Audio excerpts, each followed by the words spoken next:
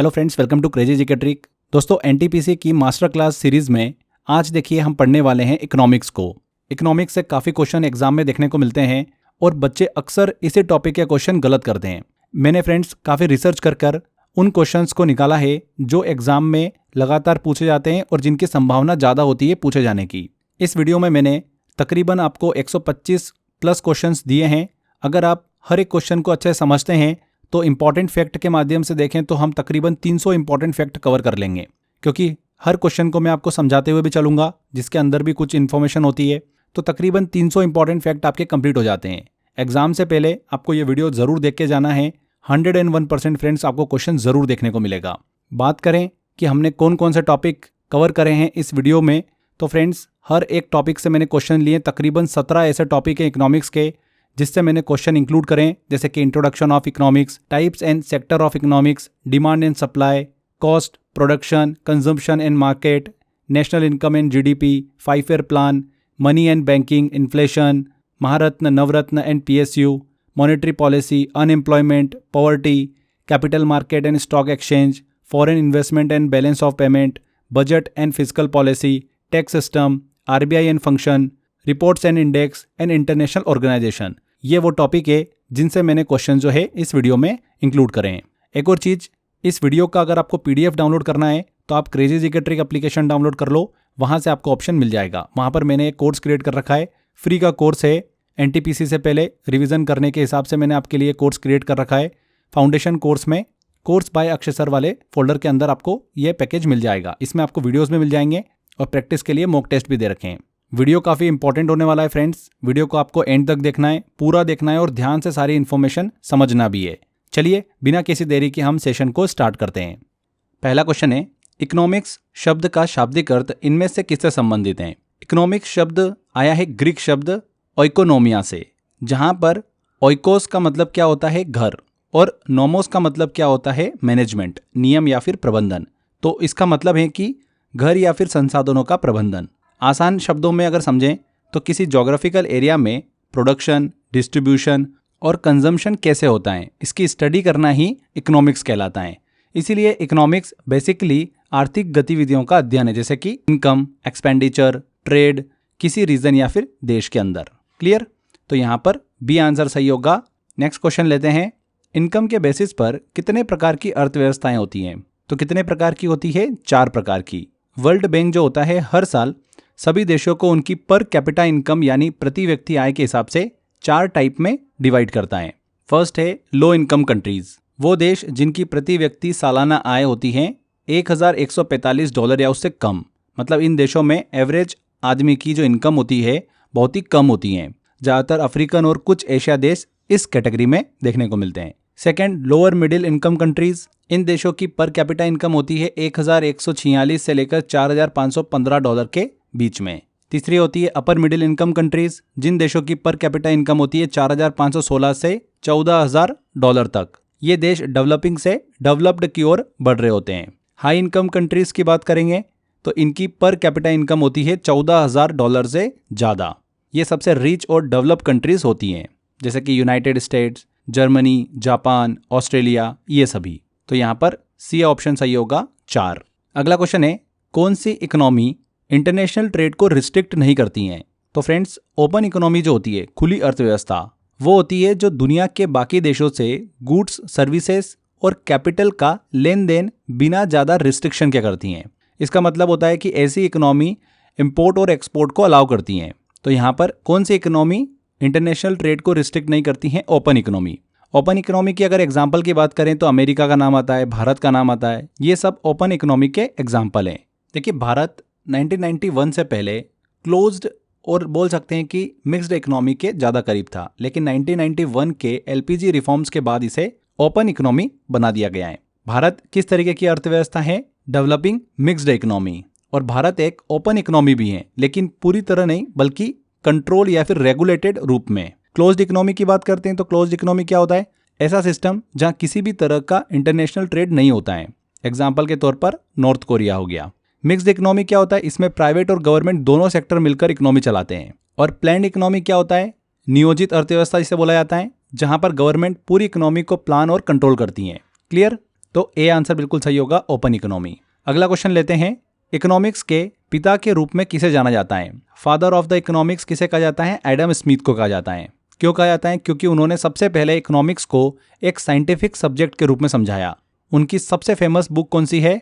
N inquiry into the nature and cause of the wealth of nations, जिसे economics की पहली पुस्तक माना जाता है। उन्होंने सबसे पहले इनविजिबल हैंड का कॉन्सेप्ट दिया, जिसमें बताया कि अगर हर व्यक्ति खुद का भला चाहता है तो वो इनडायरेक्टली सोसाइटी का भी भला करता है। तो यहाँ पर सी आंसर सही होगा, एडम स्मिथ। अगला क्वेश्चन लेते हैं, एग्रीकल्चर किस एरिया में शामिल है? मतलब प्राइमरी सेक्टर में आता है, सेकेंडरी सेक्टर में आता है या फिर टर्शरी सेक्टर में आता है? तो फ्रेंड्स, प्राइमरी सेक्टर में वो सारी एक्टिविटीज़ आती हैं जो कि नेचुरल रिसोर्सेज से सीधे जुड़ी हुई होती हैं। एग्रीकल्चर, फिशिंग, माइनिंग, ये सब प्राइमरी सेक्टर का हिस्सा होते हैं। हर सेक्टर देश की इकोनॉमी की बेसिक ज़रूरतों को पूरा करता है, जैसे कि खाना, कच्चा माल, ये सभी। भारत की वर्किंग पॉपुलेशन की बात करें तो वर्किंग पॉपुलेशन का बहुत बड़ा हिस्सा आज भी प्राइमरी सेक्टर में काम करता है। सेकेंडरी सेक्टर की बात करें तो इसमें रॉ मटेरियल्स को प्रोसेस करके फिनिश्ड फूड बनाए जाते हैं, जैसे कि फैक्ट्रीज या फिर कंस्ट्रक्शन। इसके बाद टर्शरी सेक्टर की बात करें, तृतीय क्षेत्र की, तो इसमें सर्विसेज आते हैं, जैसे कि बैंकिंग सर्विस हो गई, transport, education service, health care, ये सभी टर्शरी सेक्टर में आते हैं। इसके बाद क्वार्टरनरी सेक्टर की बात होती है तो इसमें नॉलेज बेस्ड सर्विसेज आते हैं, जैसे कि आईटी, रिसर्च एंड कंसल्टेंसी। तो उस हिसाब से यहाँ पर एग्रीकल्चर किस एरिया में शामिल होगा? प्राइमरी सेक्टर में। आगे बढ़ते हैं, अगला क्वेश्चन लेते हैं, प्रति व्यक्ति आय पर कैपिटा इनकम का फॉर्मूला क्या है? पर कैपिटा इनकम का मतलब क्या होता है? एक व्यक्ति के हिस्से में औसतन कितनी आय आती है। पीसीआई जो होता है, पर कैपिटा इनकम, देखिए इसका यूज देश की आमदनी और स्टैंडर्ड ऑफ लिविंग समझने के लिए किया जाता है। इसका फॉर्मूला क्या होता है? PCI, per capita income, equal to क्या होता है? जो भी नेशनल इनकम होती है उसको डिवाइड किया जाता है टोटल पॉपुलेशन से, यानी पूरे देश की कुल आय को जितने लोग रहते हैं उनसे डिवाइड किया जाता है। वर्ल्ड बैंक के अनुसार अगर किसी देश की पर कैपिटा इनकम एक तय लिमिट से ज़्यादा होती है तो उसे डेवलप कंट्री माना जाता है। तो यहाँ पर देखिए ए आंसर बिल्कुल सही होगा, नेशनल इनकम अपॉन में टोटल पॉपुलेशन। अगला क्वेश्चन है, व्हाट इज नेशनलाइजेशन? राष्ट्रीयकरण क्या होता है? तो जब कोई प्राइवेट कंपनी या फिर इंडस्ट्री को सरकार अपने कंट्रोल में ले लेती है तो उसे नेशनलाइजेशन कहते हैं। तो निजी क्षेत्र की कंपनी को सार्वजनिक क्षेत्र में स्थानांतरित करना, transferring private sector property to the public sector, B answer. इसका मेन पर्पस क्या होता है, उद्देश्य क्या होता है? जनहित में कंट्रोल, इसेंशियल सर्विसेज को बेटर बनाना और मोनोपोली को रोकना। 1969 में भारत सरकार ने 14 बड़े बैंकों का राष्ट्रीयकरण किया था। इसी के जैसी एक टर्म और होती है जिसे प्राइवेटाइजेशन कहते हैं। उसका मतलब क्या होता है? उसका मतलब यह होता है कि जब सरकार किसी कंपनी या फिर इंडस्ट्री को प्राइवेट कंपनी को सौंप देती है तो उसे क्या बोलते हैं? प्राइवेटाइजेशन कहते हैं। तो आई होप आपको क्लियर हुआ होगा प्राइवेटाइजेशन क्या होता है, नेशनलाइजेशन क्या होता है। तो यहाँ पर बी आंसर बिल्कुल सही होगा, transferring private sector property to the public sector. अगला क्वेश्चन है, इंडिया की जीडीपी में सबसे अधिक कंट्रीब्यूशन किस एरिया का है? काफ़ी अच्छा क्वेश्चन है। देखिए जो टर्शरी सेक्टर है क्या होता है, अभी मैंने आपको बताया था, टर्शरी सेक्टर जो लोगों को डायरेक्ट सर्विसेज प्रोवाइड करता है, जैसे कि banking, education, health care, transport, IT, ये सभी इस सेक्टर के अंतर्गत आते हैं। तो भारत की जीडीपी में सबसे ज़्यादा अगर योगदान किसी सेक्टर का है तो वो कौन सा है? टर्शरी सेक्टर का है, करीब 55 से 60%। 2023-24 के अप्रोक्स डेटा के अनुसार हम बात कर रहे हैं। जैसे जैसे देश डेवलप करता है वैसे वैसे सर्विस सेक्टर जो होता है उसका योगदान बढ़ता जाता है। Service sector fastest growing sector है और ये अर्बन जॉब का मेन सोर्स भी है। प्राइमरी का देखिए 15 से 18% के आसपास योगदान होता है, सेकेंडरी का 25 से 28% के आसपास, और अभी टर्शरी का जो मैंने आपको बताया लगभग 55 से 60% के आसपास योगदान होता है। तो यहाँ पर सी आंसर बिल्कुल सही होगा। अगला काफ़ी अच्छा क्वेश्चन है, किस एरिया में रेड कॉलर जॉब शामिल होती हैं? देखिए रेड कॉलर जॉब शामिल होती है प्राइमरी सेक्टर में। थोड़ा समझते हैं इसको। एक्टिविटी के बेसिस पर सेक्टर्स को 3 पार्ट में डिवाइड किया गया है, primary sector, secondary sector and tertiary sector. Primary sector, इस सेक्टर में नेचर से रिलेटेड वर्क किए जाते हैं, जैसे कि एग्रीकल्चर सेक्टर, सपोर्टिंग सेक्टर भी कहते हैं इसको, और इस सेक्टर से रिलेटेड जितनी भी जॉब होती है उन्हें रेड कॉलर जॉब कहते हैं। यहाँ पर यही पूछा जा रहा है किस एरिया में रेड कॉलर जॉब शामिल होती है, तो प्राइमरी सेक्टर में। सेकेंडरी सेक्टर की बात करते हैं तो इस सेक्टर में मैन्युफैक्चरिंग, कंस्ट्रक्शन से रिलेटेड वर्क किए जाते हैं, इसे इंडस्ट्रियल सेक्टर भी कहते हैं। इस सेक्टर से रिलेटेड जितनी भी जॉब होती है उसे ब्लू कॉलर जॉब कहते हैं। एंड टर्शरी सेक्टर की बात करते हैं तो इस सेक्टर में सर्विसेज से रिलेटेड वर्क किए जाते हैं, इसे सर्विस सेक्टर भी कहा जाता है। इस सेक्टर से रिलेटेड जितनी भी जॉब होती है उसे वाइट कॉलर जॉब कहते हैं। तो आई होप आपको क्लियर हुआ होगा। देखिए, इंडिया के जीडीपी में किस सेक्टर का कितना कंट्रीब्यूशन रहता है ये भी आपको पता होना चाहिए। भारत की राष्ट्रीय आय जीडीपी में योगदान कितना होता है? अगर हम प्राइमरी सेक्टर की बात करें तो अप्रॉक्सीमेट 16 से 17% योगदान होता है। सबसे कम योगदान होता है प्राइमरी सेक्टर का। सेकेंडरी सेक्टर की बात करेंगे तो 29 to 30% के आसपास में इसका योगदान होता है। और अगर हम तृतीय क्षेत्र की बात करेंगे, टर्शरी सेक्टर की बात करेंगे तो 53 से लेकर 54% सबसे हाईएस्ट इसका योगदान होता है, सबसे हाईएस्ट। अब देखिए, इंडिया के एम्प्लॉयमेंट में किस सेक्टर का कितना कंट्रीब्यूशन होता है ये भी देख लेते हैं। तो भारत के रोजगार में योगदान की बात करें तो प्राइमरी सेक्टर का योगदान जो है वो 44 से 45% सबसे हाईएस्ट है। सेकेंडरी सेक्टर का 24 से 25% और टर्सरी सेक्टर का है 30 से 31%। भारत की आज़ादी के समय सबसे ज़्यादा सर्वाधिक एम्प्लॉयमेंट प्राइमरी सेक्टर से मिला था और इस समय हमारी कंट्री की जीडीपी में भी सबसे ज़्यादा कंट्रीब्यूशन प्राइमरी सेक्टर से था। देखिए, हमें किसी भी कंट्री के लिए एक कंडीशन को जरूर समझना चाहिए। किसी भी कंट्री के डेवलपमेंट में जो टर्शरी सेक्टर होता है उसका कंट्रीब्यूशन सबसे ज़्यादा होता है और प्राइमरी सेक्टर का कंट्रीब्यूशन सबसे कम होता है। क्लियर? आई होप आपको सारी चीज़ें अच्छे समझ में आ गई होगी। काफ़ी क्वेश्चन बनते हैं इस पैटर्न पर, इसीलिए मैंने आपको अच्छे से डिटेल में समझाया है। चलिए आगे बात करते हैं, अगला क्वेश्चन लेते हैं। डंपिंग का मतलब क्या होता है? What is the meaning of dumping? देखिए, डंपिंग एक ऐसी प्रोसेस होती है जिसमें कोई देश या फिर कंपनी अपने प्रोडक्ट को इंटरनेशनल मार्केट में बहुत ही कम कीमत, लो प्राइस पर बेचती हैं। ये कीमत अक्सर उस देश की कॉस्ट प्राइस से भी कम होती हैं। इसका मकसद होता है कि दूसरे देशों के डोमेस्टिक मार्केट को डिस्टर्ब करना और अपने प्रोडक्ट को ज़्यादा बेच पाना। चाइना पर अक्सर डंपिंग का आरोप लगता है कि वह सस्ते इलेक्ट्रॉनिक्स या फिर स्टील दूसरे देशों में बेचता है। WTO जो है, वर्ल्ड ट्रेड ऑर्गेनाइजेशन, डंपिंग को अनफेयर ट्रेड प्रैक्टिस मानती है और एंटी डंपिंग ड्यूटीज लगाने की अनुमति भी देती है। तो डंपिंग का मतलब क्या होता है? विश्व बाजार में कम कीमत पर उत्पाद बेचने की प्रक्रिया। B answer. अगला क्वेश्चन है, भारत की प्रति व्यक्ति आय पर कैपिटा इनकम लगभग कितनी है? तो पर कैपिटा इनकम की बात करें भारत की तो इसका फॉर्मूला भी हमने डिस्कस किया था। नेशनल इनकम को डिवाइड किया जाता है टोटल पॉपुलेशन से। तो 2023-24 में पर कैपिटा इनकम लगभग थी $2200, जो कि लोअर मिडिल इनकम कैटेगरी में आती है। आगे बढ़ते हैं, अगला क्वेश्चन लेते हैं। मिक्स्ड इकोनॉमी में किस टाइप की ओनरशिप होती है? मिक्स्ड इकोनॉमी वो होती है जिसमें सरकारी और निजी, मतलब प्राइवेट, दोनों सेक्टर काम करते हैं। तो both government and private. C answer. Bharat को मिक्स्ड इकोनॉमी कहा जाता है क्योंकि प्राइवेट सेक्टर भी यहाँ पर काम करता है, जैसे कि टाटा, रिलायंस, इन्फोसिस, और पब्लिक सेक्टर भी काम करता है, जैसे कि इंडियन रेलवे, LIC, NTPC। यानी भारत में सरकार भी कारोबार करती हैं और आम लोग, मतलब निजी कंपनियां भी हैं। क्लियर? चलिए आगे बढ़ते हैं, अगला क्वेश्चन लेते हैं। काफ़ी इंपॉर्टेंट क्वेश्चन है। इनमें से किसने समाजवादी विचारधारा, सोशलिस्ट आइडियोलॉजी का समर्थन किया है? देखिए, सोशलिज्म, समाजवाद का मकसद क्या होता है? संपत्ति और साधनों का समान वितरण। कार्ल मार्क्स ने पूंजीवाद मतलब कैपिटलिज्म की आलोचना की और कहा कि सारे उत्पादन के साधन, जैसे कि जमीन, फैक्ट्री, इन सब पर सबका समान अधिकार होना चाहिए। उन्होंने कम्युनिस्ट मैनिफेस्टो नाम की एक किताब में समाजवाद की नींव रखी है। कार्ल मार्क्स को आधुनिक समाजवाद और साम्यवाद का जन्मदाता भी कहते हैं। इनकी एक बहुत ही फेमस बुक है दास कैपिटल। इससे एग्जाम में क्वेश्चन पूछा जाता है, ध्यान रखिएगा। तो यहाँ पर सोशलिस्ट आइडियोलॉजी को कौन सपोर्ट करता है, समर्थन कौन करता है? कार्ल मार्क्स करता है। C answer. माइक्रो इकोनॉमिक्स का मुख्य एग्जाम्पल क्या है? माइक्रो इकोनॉमिक्स छोटे यूनिट्स की स्टडी करता है, जैसे कि इंडिविजुअल, हाउस होल्ड और फर्म। ये एनालिसिस करता है कि लोग व्यवसाय या फिर बिजनेस और घर अपने लिमिटेड रिसोर्सेज को कैसे इस्तेमाल करते हैं। इसलिए फैमिली का बजट, सेविंग या फिर किसी एक दुकानदार का मुनाफा, ये माइक्रो इकोनॉमिक्स में आता है।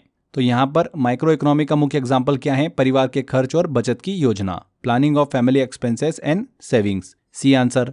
अच्छा, यहाँ पर एक दो चीज़ें बताता हूँ आपको मैं, ध्यान रखिएगा। नेशनल इनकम ये मैक्रो इकोनॉमिक्स का विषय है। ये पूरे देश की आय पर फोकस करता है। इन्फ्लेशन की बात करेंगे तो ये भी मैक्रो है क्योंकि ये पूरे देश की इकोनॉमी को इम्पैक्ट करता है। गवर्नमेंट बजट की बात करें तो ये मैक्रो इकोनॉमिक्स में आता है। इसमें पूरे देश का खर्च बजट होता है। तो यहाँ पर सी आंसर सही होगा, planning of family expenses and savings. Clear हुआ आपको? देखिए फ्रेंड्स, एक बहुत ही इंटरेस्टिंग चीज़ मैं आपको बताने वाला हूँ। रेलवे NTPC के अंदर मैंने जो लास्ट ईयर पेपर देखे, एनालिसिस करा, उसको समझ में आया कि बहुत सारे ऐसे क्वेश्चंस हैं जो प्रीवियस ईयर के हमको देखने को मिले। PYQ क्वेश्चंस बार बार रिपीट हो जाते हैं। ओके, तो उसके लिए हम क्या करें? PYQ क्वेश्चंस को हम सॉल्व करने बैठें या फिर हम उनको पढ़ने बैठें, क्या करना है उसका? क्योंकि क्वेश्चंस तो पूछ रहे हैं। अगर 20-25 क्वेश्चन आपको पीवाईक्यू मिल जाते हैं तो आपका तो काम हो गया। कम समय में पीवाईक्यू को कंप्लीट करने का मैंने एक शानदार तरीका आपको दिया है। देखिए, पहले देखो फिर मैं आपको बताता हूँ। यहाँ पर देखो, एक जैसे कि मेरे सिस्टम के अंदर मैंने फोल्डर बना रखा है एनटीपीसी वन लाइनर। ठीक है, एनटीपीसी वन लाइनर को हम अंदर जाते हैं तो देखो यहाँ पर अलग अलग आपको सब्जेक्ट दिख जाते हैं। फॉर एग्जाम्पल जैसे हम इकोनॉमिक्स में जाते हैं, इकोनॉमिक्स में गए तो इसके अंदर आपको पीडीएफ्स मिल जाएगी। ये मैंने आपको वन लाइनर पीडीएफ दे रखी है इकोनॉमिक्स की। अब यहाँ पर हम एक पीडीएफ को ओपन करते हैं तो जैसे देखिए स्क्रॉल करके नीचे आएंगे तो यहाँ पर इस तरीके से हमने वन लाइनर दे रखे हैं। आपको करना ये है कि इन वन लाइनर को पढ़ते चलना है। ये है पीवाईक्यू क्वेश्चन सी, बट मैंने इसको इस तरीके से अरेंज करा है कि आपका टाइम भी बचेगा एंड आप उसके इर्द गिर्द क्वेश्चन के कुछ बेसिक इन्फॉर्मेशन और एक्स्ट्रा इन्फॉर्मेशन भी कवर करते चलेंगे। फॉर्मेट मैंने ऐसा बनाया है कि पहले क्वेश्चन दिख जाएगा आपको, उसका करेक्ट आंसर और उसका एक बेसिक छोटा सा एक्सप्लेनेशन। इस तरीके से यहाँ पर देखिए आपको मल्टीपल वन लाइनर्स मिल जाएंगे। इसके अलावा जैसे फॉर एग्जाम्पल हम एक और सब्जेक्ट में चलते हैं, रेलवे जीके में चलते हैं। रेलवे जीके फॉर एनटीपीसी में आते हैं तो यहाँ पर ई बुक भी दे रखी है मैंने आपको और वन लाइनर भी है। तो वन लाइनर में चलते हैं, इंग्लिश और हिंदी दोनों में है। हिंदी वाले में जाते हैं हम तो यहाँ पर देखिए अलग अलग रेलवे के टॉपिक्स मैंने दे रखे हैं, जैसे कि जोन, आपको हिस्ट्री मिल जाएगी रेलवे की, आपको वंदे भारत का मिल जाएगा, लग्जरी टूरिस्ट ट्रेन के बारे में इन्फॉर्मेशन मिल जाएगी। तो जैसे वंदे भारत में एक्सप्रेस में चलते हैं तो वंदे भारत एक्सप्रेस देखिए पीडीएफ ओपन कर लिया आपने। यहाँ पर आएंगे तो यहाँ पर आपको क्वेश्चंस देखने को मिल जाएंगे। वंदे भारत एक्सप्रेस को कब शुरू किया गया था, तो 15 फरवरी 2019 को शुरू किया। प्रधानमंत्री नरेंद्र मोदी ने नई दिल्ली से वाराणसी रूट पर इसका उद्घाटन किया था। तो ऐसे आपको यहाँ पर वन लाइनर्स दे रखे मैंने वंदे भारत से रिलेटेड, सारे इंपॉर्टेंट है। बस आपको इनको फटाफट पढ़ते चलना है, क्विक रिवीजन करना है बस आपको। क्वेश्चंस आपको इसी में से मिल जाएंगे। ऐसे ही और भी देखिए सब्जेक्ट्स हैं, कंप्यूटर है, पॉलिटी है, साइंस है, स्टैटिक जीके है, ज्योग्राफी है, हिस्ट्री है, एनवायरनमेंट है। तो सभी के मैंने आपको पीवाईक्यू जो है उनको वन लाइनर में दे रखा है। 10,000 वन लाइनर आपके यहाँ पर कंप्लीट हो जाते हैं, मतलब पीवाईक्यू कंप्लीट हो जाते हैं। 101% फ्रेंड्स, काफ़ी क्वेश्चंस आपको यहाँ से देखने को मिलेंगे। प्रॉब्लम ये आती है कि इनको हम जल्दी जल्दी रिवाइज कैसे करें, तो इसीलिए मैंने आपको इनको वन लाइनर के फॉर्मेट में दिया है जिससे कि आप जल्दी और क्विक रिवीजन कर सकें। तो यहाँ पर इस फोल्डर का अगर आपको एक्सेस लेना है, मतलब 10,000 एनटीपीसी वन लाइनर को आपको अगर डाउनलोड करना है तो आप कहाँ से ले सकते हैं। देखिए, crazy GK trick application download करो। Crazy GK trick application download करते ही वहाँ पर आपको फाउंडेशन कोर्स का ऑप्शन दिखेगा, इसमें जाएंगे, कोर्स बाय अक्षय सर वाला ऑप्शन दिखेगा। जैसे आप इसके अंदर जाएंगे वहाँ पर आपको टॉप पर ही ये कोर्स देखिए दिख जाएगा, railway NTPC 10,000 one liner. Price है इसकी सिर्फ मात्र 29 रुपये, 29 रुपीज़ में आपको 10,000 वन लाइनर मिल जाएंगे। और फॉर्मेट मैंने इतना शानदार बनाया इसका कि आपको पढ़ के मज़ा आ जाएगा। पीवाईक्यू क्वेश्चन है, पीवाईक्यू क्वेश्चन से काफ़ी क्वेश्चंस देखने को मिल रहे हैं एग्जाम के अंदर, यहाँ से हमारा क्वेश्चन गलत नहीं होना चाहिए। तो तुरंत डाउनलोड करो crazy GK trick application, link description में दे रखा है मैंने, और जाओ और इसको एनरोल करो। इसके अलावा मैंने डिस्क्रिप्शन बॉक्स और कमेंट बॉक्स में भी लिंक दे रखा है, वहाँ पर क्लिक कर भी आप इस फोल्डर को एक्सेस कर सकते हैं। कोई प्रॉब्लम आती है, कोई क्वेरी आती है तो स्क्रीन पर दिए गए नंबर पर कॉल करके आपकी क्वेरी रिजॉल्व कर सकते हैं। चलिए वापस आते हैं, हम नेक्स्ट क्वेश्चन लेते हैं। अगला क्वेश्चन है, यदि इंटरेस्ट रेट बढ़ता है तो मनी की डिमांड क्या होती है। देखिए, जब इंटरेस्ट रेट बढ़ता है तो लोग लोन लेना कम कर देते हैं क्योंकि उन्हें ज़्यादा इंटरेस्ट चुकाना पड़ता है। इससे लोन की डिमांड और मार्केट में पैसों की मांग घट जाती है। दूसरी तरफ लोग ज़्यादा ब्याज पाने के लिए पैसा जो है बैंक में जमा करने लगते हैं, तो सर्कुलेशन कम हो जाता है। हाई इंटरेस्ट रेट, लोन महंगा और मनी की डिमांड कम होना। तो यहाँ पर देखिए पूछा जा रहा है कि यदि इंटरेस्ट रेट बढ़ता है तो मनी की डिमांड घटेगी, डी आंसर। नेक्स्ट है, लॉ ऑफ डिमांड, मांग के नियम के अनुसार किसी वस्तु के लिए कस्टमर की डिमांड किससे संबंधित होती है। देखिए, लॉ ऑफ डिमांड क्या कहता है, जब किसी वस्तु की कीमत बढ़ती है तो उसकी मांग घटती है। ऑब्वियस सी बात है, जब कीमत घटती है तो मांग बढ़ेगी, यानी प्राइस और डिमांड में इन्वर्स रिलेशन होता है। तो यहाँ पर देखिए बी आंसर बिल्कुल सही होगा, inversely related to the price of the good, B answer. Price बढ़ेगी, डिमांड कम होगी, प्राइस घटेगी, डिमांड बढ़ेगी। अगला क्वेश्चन लेते हैं, फिक्स्ड कैपिटल, अचल पूंजी के कंजप्शन को किसके रूप में भी जाना जाता है। तो जब हम कोई मशीन या फिर बिल्डिंग या फिर दूसरी कोई भी फिक्स्ड कैपिटल लंबे समय तक इस्तेमाल करते हैं तो उसकी वैल्यू धीरे धीरे कम होती जाती है। इसे ही क्या बोलते हैं, डिप्रिसिएशन कहते हैं। ये पूंजी के वियर एंड टीयर की वजह से होता है, घिसने और पुराना होने से। डिप्रिसिएशन एक अकाउंटिंग कॉन्सेप्ट है जिससे हम एसेट की असली उपयोगिता का अनुमान लगाते हैं। मान लेते हैं कि आपने कोई गाड़ी ली, ऑब्वियस सी बात है कुछ साल तक चलाओगे तो गाड़ी की जो आपने प्राइस उस समय स्टार्टिंग में पे करी थी, आज उसकी वैल्यूएशन कम हो गई है तो उसकी प्राइस में डिप्रिसिएशन हुआ है। क्लियर। ये कॉन्सेप्ट जीडीपी के कैलकुलेशन में भी इस्तेमाल होता है। तो यहाँ पर देखिए ए आंसर बिल्कुल सही होगा। अचल पूंजी फिक्स्ड कैपिटल के कंजप्शन को डिप्रिसिएशन के रूप में भी जाना जाता है, मूल्यह्रास हिंदी में से बोला जाता है। चलिए आगे बढ़ते हैं, अगला क्वेश्चन लेते हैं। इंडियन गवर्नमेंट का कौन सा डिपार्टमेंट एमएसपी घोषित करता है? एमएसपी का फुल फॉर्म क्या होता है? Minimum support price. एमएसपी एक न्यूनतम कीमत है जिस पर सरकार किसानों से उनकी फसल खरीदेगी, चाहे बाजार में कीमत कम क्यों ना हो। कृषि और देखिए किसान कल्याण मंत्रालय के अंतर्गत आने वाला department of agriculture and corporation MSP को घोषित करता है। तो यहाँ पर कृषि और सहकारिता विभाग, department of agriculture and corporation, B answer यहाँ पर करेक्ट होगा। इसका मकसद होता है किसानों को आर्थिक सुरक्षा और स्थिरता देना, स्टेबिलिटी देना। वर्तमान में एमएसपी 23 फसलों के लिए निर्धारित है। अगला क्वेश्चन लेते हैं, डब्ल्यूपीआई का पूर्ण रूप क्या है? डब्ल्यूपीआई का पूर्ण रूप है होलसेल प्राइस इंडेक्स। डब्ल्यूपीआई एक ऐसा प्राइस इंडेक्स है जो थोक बाजार में सामानों की कीमतों में बदलाव को मापता है। इसे भारत में ऑफिस ऑफ इकोनॉमिक एडवाइजर द्वारा जारी किया जाता है। डब्ल्यूपीआई में शामिल होते हैं प्राइमरी आर्टिकल्स, फ्यूल, पावर और मैन्युफैक्चर प्रोडक्ट्स। ये इंडस्ट्रियल कीमतों और महंगाई के रुझान को समझने में मदद करता है। तो यहाँ पर डी आंसर बिल्कुल सही होगा, होलसेल प्राइस इंडेक्स। देखिए इसी से रिलेटेड एक और इंडेक्स होता है सीपीआई। सीपीआई मतलब कंज्यूमर प्राइस इंडेक्स। सीपीआई एक ऐसा प्राइस इंडेक्स है जो रिटेल मार्केट में मिलने वाले सामान जो होते हैं और सर्विसेज जो होते हैं उनकी कीमतों में बदलाव को मापता है। इसे भारत में सेंट्रल स्टैटिस्टिक्स ऑफिस जो सीएसओ है उसके द्वारा जारी किया जाता है। सीपीआई में शामिल होते हैं जैसे कि खाद्य पदार्थ जो होते हैं, कपड़े, मकान, स्वास्थ्य, शिक्षा, रोजमर्रा के खर्च, ये सभी।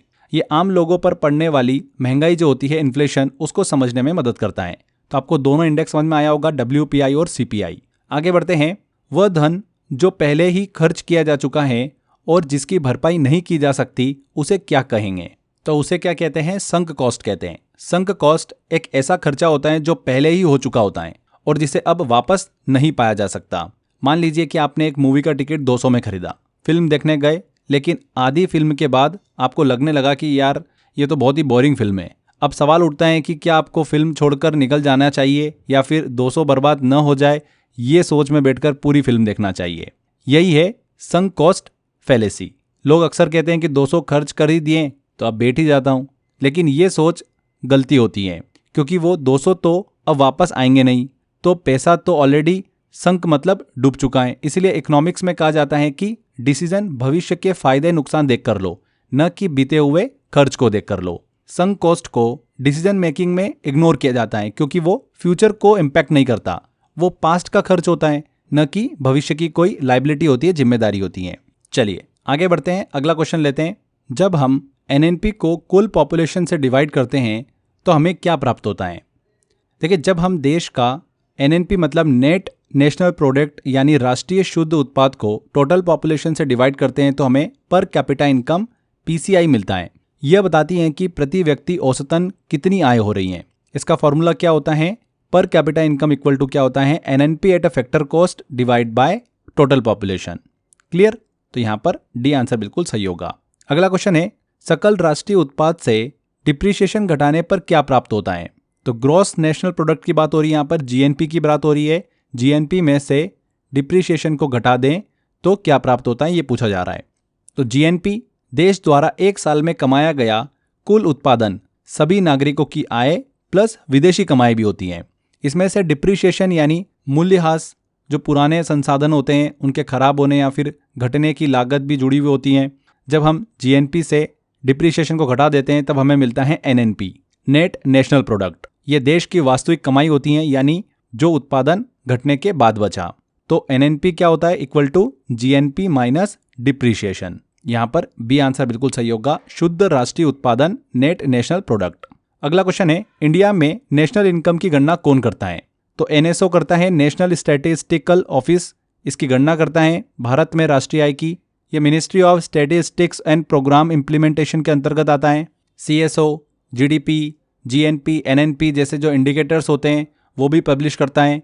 ये पूरे देश के इकोनॉमिक डेटा को कलेक्ट, कंपाइल एंड एनालाइज करता है। नीति आयोग जो होता है फ्रेंड्स, देखिए यहाँ पर ऑप्शन में, ये पॉलिसी मेकिंग बॉडी है तो ये तो ऑप्शन हो नहीं सकता। मिनिस्ट्री ऑफ फाइनेंस ये वित्तीय नीतियाँ बनाती है। एनएसएसओ ये सर्वेस करने का काम करती है बेसिकली। तो बचा हुआ option C, NSO, national statistical office. देखिए ध्यान रखिएगा यहाँ पर 2019 में CSO प्लस NSSO को मर्ज करके NSO बना दिया गया है, तो ये चीज़ आप जरूर ध्यान रखिएगा। आगे बढ़ते हैं, अगले क्वेश्चन की तरफ चलते हैं। नेशनल इनकम की कैलकुलेशन करते समय इनमें से किसे इन्वेंट्री इन्वेस्टमेंट में शामिल नहीं किया जाता है?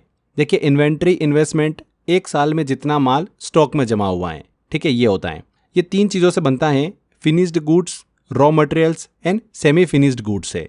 लेकिन सेल में बदलाव, सेल चेंजेस स्टॉक का हिस्सा नहीं होता है क्योंकि वो माल बाहर जा चुका होता है, इसलिए चेंज इन सेल्स को इन्वेंट्री में इंक्लूड नहीं किया जाता। तो यहाँ पर फ्रेंड्स ए आंसर बिल्कुल सही होगा। वर्ष के दौरान बिक्री में परिवर्तन, change in sales during the year. Finished good को गिना जाता है क्योंकि वो स्टॉक में होता है, रॉ मटेरियल्स को गिना जाता है क्योंकि इन्वेंट्री का हिस्सा होता है, सेमी फिनिश्ड गुड्स को गिना जाता है, ये भी स्टॉक में आता है। क्लियर? चलिए आगे बढ़ते हैं, अगला क्वेश्चन लेते हैं। किसी कंट्री में एक स्पेसिफिक पीरियड के दौरान गुड्स एंड सर्विसेज के कुल उत्पादन और मूल्यह्रास को मापने के लिए किसका उपयोग किया जाता है? किसका उपयोग किया जाता है? ग्रॉस डोमेस्टिक प्रोडक्ट का, GDP का। जब किसी देश में एक तय समय, जैसे कि एक साल में जितनी गुड्स एंड सर्विसेज का उत्पादन होता है, कुल उत्पादन होता है, उसे हम मापने के लिए GDP यानी सकल घरेलू उत्पाद, ग्रॉस डोमेस्टिक प्रोडक्ट का इस्तेमाल करते हैं। अब इस सवाल में यहाँ पर यह पूछा गया है कि डिप्रिसिएशन को शामिल करते हुए पूरे देश में कितनी प्रोडक्शन हुई है, यानी सिर्फ असली बचा हुआ उत्पादन नहीं बल्कि कुल उत्पादन जिसमें मशीनों का घिसाव भी शामिल है। तो इसका मतलब क्या हुआ? हमें ऐसा ऑप्शन चाहिए जो देश के अंदर डोमेस्टिक की टोटल पॉपुलेशन दिखाए इंक्लूडिंग डिप्रिसिएशन। तो यहाँ पर GDP बिल्कुल सही आंसर होगा। GDP ग्रॉस यानी कुल उत्पादन और डोमेस्टिक यानी देश के अंदर, और इसमें डिप्रिसिएशन को भी शामिल किया होता है। NDP की बात करेंगे तो डिप्रिसिएशन को घटाने के बाद का उत्पादन, GNP की बात करेंगे तो विदेश में कमाई को भी जोड़ता है, NNP की बात करेंगे तो GNP से डिप्रिसिएशन को हटाकर मिलता है ये। तो उस हिसाब से GDP करेक्ट आंसर है। आगे बढ़ते हैं, अगला क्वेश्चन लेते हैं। इनमें से कौन सा एक्सप्रेशन सही है? तो देखिए फ्रेंड्स, यहाँ पर हमको दे रखा है नेट इन्वेस्टमेंट इक्वल टू क्या होता है? Gross investment minus depreciation. C वाला जो ऑप्शन है ना, ये बिल्कुल करेक्ट है, बाकी सब सही नहीं है। देखिए जब हम कोई मशीन, बिल्डिंग या फिर कोई चीज खरीदते हैं तो उसे संपत्ति में इन्वेस्टमेंट कहा जाता है। अब ये इन्वेस्टमेंट 2 तरीके का होता है, एक होता है ग्रोस इन्वेस्टमेंट और दूसरा होता है नेट इन्वेस्टमेंट, सकल निवेश और निवल निवेश। ग्रोस इन्वेस्टमेंट का मतलब वो होता है कि कुल इन्वेस्टमेंट, टोटल इन्वेस्टमेंट, यानी आपने जितना भी खर्च किया है, चाहे वो नया हो या फिर पुराने सामान को रिप्लेस करने के लिए। अब समय के साथ मशीनें या फिर बिल्डिंग्स जो होती है वो घिसती है, डिप्रिशिएट होती है, उनकी कीमत कम हो जाती है, इसे ही हम क्या बोलते हैं? डिप्रिसिएशन कहते हैं। जब आप सकल निवेश, ग्रोस इन्वेस्टमेंट में से डिप्रिसिएशन यानी मूल्यह्रास को घटा देते हो तो जो असली नया निवेश बचता है वही होता है नेट इन्वेस्टमेंट। इसीलिए यहाँ पर यह फॉर्मूला सही होगा कि नेट इन्वेस्टमेंट क्या होगा? ग्रोस इन्वेस्टमेंट में से माइनस कर दो डिप्रिसिएशन को। सिंपल सा बात है, तो सी आंसर यहाँ पर करेक्ट है। आगे बढ़ते हैं, अगला क्वेश्चन लेते हैं। सूची 1 के पदों का सूची 2 से यहाँ पर मिलान करना है। तो GNP, NNP, GDP, NDP सब दे रखा है। चलिए इनके फॉर्मूले के हिसाब से हम इनको मैच करते हैं।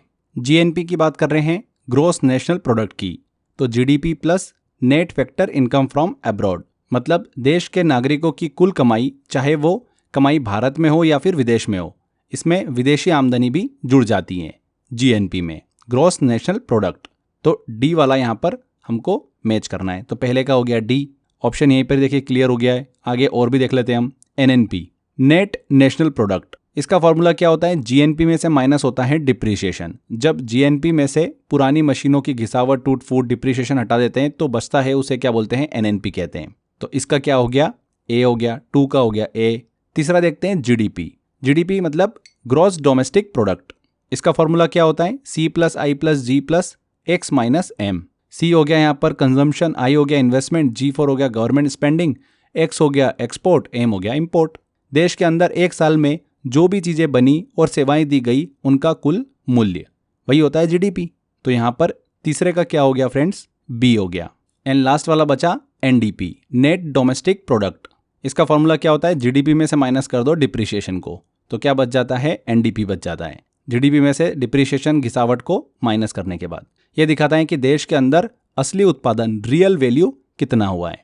तो फोर्थ का क्या हो गया? C हो गया। तो यहाँ पर C आंसर करेक्ट होगा, परफेक्ट यहाँ पर मैच हो रहा है। अगला क्वेश्चन लेते हैं। निम्नलिखित भारतीय प्रधानमंत्रियों को उनके द्वारा शुरू की गई पंचवर्षीय योजनाओं के साथ सुमेलित करना है। तो जवाहरलाल नेहरू यहाँ पर द्वितीय पंचवर्षीय योजना, सेकेंड 5 ईयर प्लान।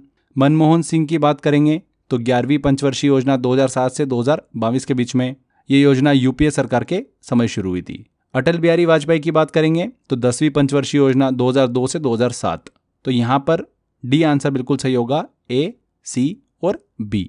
आगे बढ़ते हैं, अगला क्वेश्चन लेते हैं। 12वीं पंचवर्षीय योजना की अवधि कहाँ से कहाँ तक की थी? तो 12वीं पंचवर्षीय योजना की बात करेंगे तो 1 अप्रैल 2012 से शुरू हुई थी और 31 मार्च 2017 तक चली। ये प्लानिंग कमीशन की सबसे अंतिम योजना थी, इसके बाद में फिर नीति आयोग आ गया था। ओके, अगला क्वेश्चन है, पंचवर्षीय योजनाओं के संदर्भ में पीसी महालनोबिस के नाम की चर्चा क्यों की जाती है? तो पीसी महालनोबिस, प्रशांत चंद्र महालनोबिस की बात हो रही है। एक प्रसिद्ध सांख्यिकीविद थे, स्टैटिस्टिशियंस थे। उन्होंने दूसरी पंचवर्षीय योजना के लिए एक खास आर्थिक विकास मॉडल बनाया था जिसे महालनोबिस मॉडल कहते हैं। सेकेंड प्लान यूएसएसआर के सेंट्रल प्लानिंग मॉडल से प्रभावित था और महालनोबिस ने मैथमेटिकल मॉडल भी प्रस्तुत किया था। इस योजना में हैवी इंडस्ट्रीज और कैपिटल गुड सेक्टर पर जोर दिया गया, इसलिए उन्हें दूसरी योजना के सकारात्मक विचार फ्रेमवर्क कॉन्सेप्चुलाइजेशन के लिए जाना जाता है। तो यहाँ पर सी आंसर बिल्कुल सही होगा, उन्होंने दूसरी पंचवर्षीय योजना के ढांचे की संकल्पना की थी। अगला क्वेश्चन लेते हैं, भारत में कौन सी पंचवर्षीय योजना हेरोड-डॉमर मॉडल पर आधारित थी?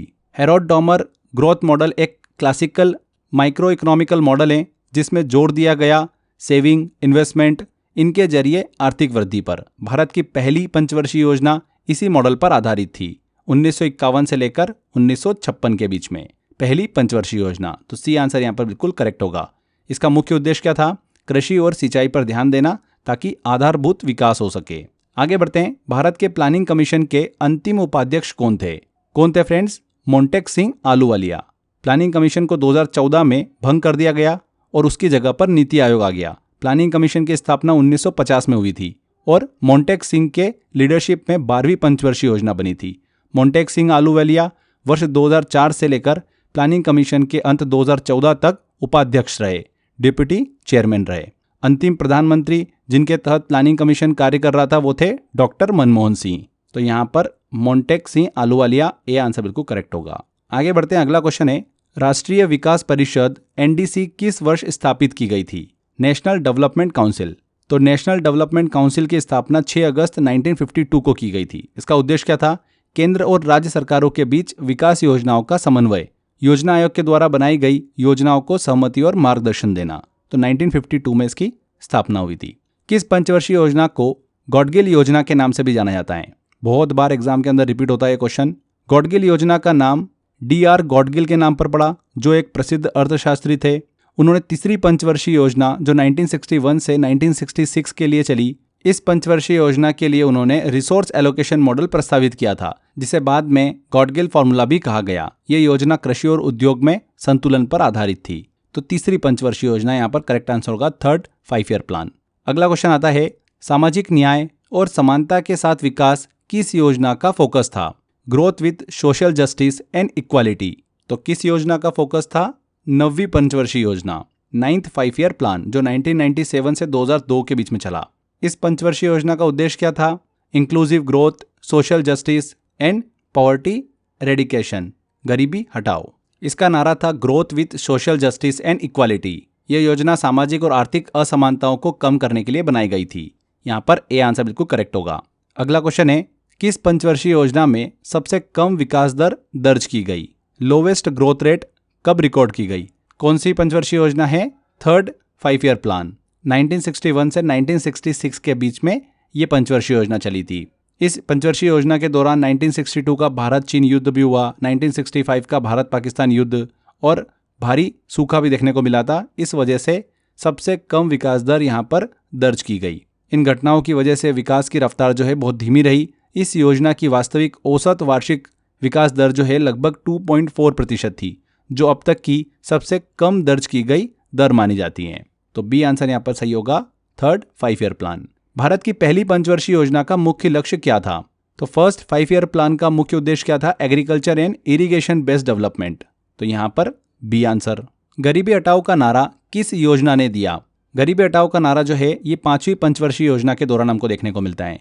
उस समय की प्रधानमंत्री रही इंदिरा गांधी ने गरीबी हटाओ का प्रसिद्ध नारा दिया था। ये नारा 1971 के चुनाव में भी प्रमुख मुद्दा था। इसे पंचवर्षीय योजना में शामिल किया गया। इस योजना का मुख्य फोकस क्या था? पॉवर्टी रिमूवल मतलब गरीबी उन्मूलन एंड स्वरोजगार और ग्रामीण विकास। तो यहाँ पर 5वीं पंचवर्षीय योजना, डी आंसर बिल्कुल करेक्ट होगा। अगला क्वेश्चन आता है, इनमें से किस पंचवर्षीय योजना को उसके निर्धारित समय से 1 वर्ष पहले समाप्त कर दिया गया था?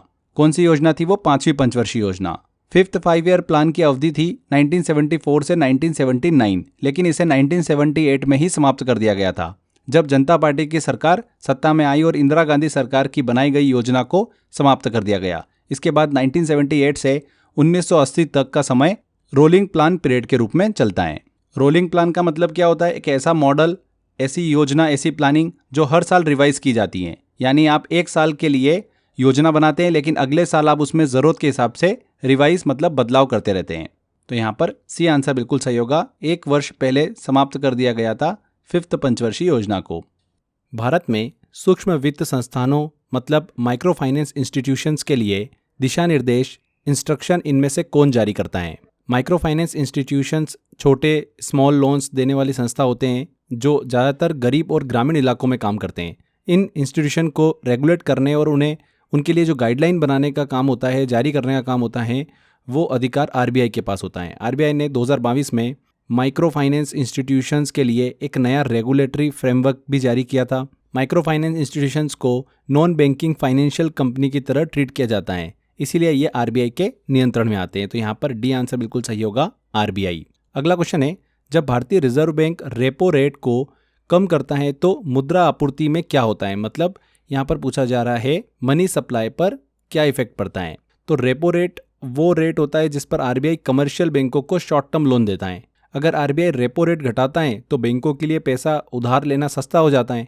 इससे बैंक ज़्यादा लोन देते हैं फिर, जिससे मार्केट में मनी सप्लाई बढ़ जाती है। कम इंटरेस्ट रेट पर लोन मिलेगा तो ज़्यादा लोग लोन लेंगे, ऑब्वियस सी बात है। रेपो रेट में कटौती का इस्तेमाल अक्सर ग्रोथ बढ़ाने और मंदी से निपटने के लिए किया जाता है। तो यहाँ पर पूछा जाए मुद्रा आपूर्ति मतलब वही मनी सप्लाई जो है उसमें बढ़ोतरी होगी। बी आंसर यहाँ पर करेक्ट होगा। भारतीय रिजर्व बैंक का राष्ट्रीयकरण कब हुआ था?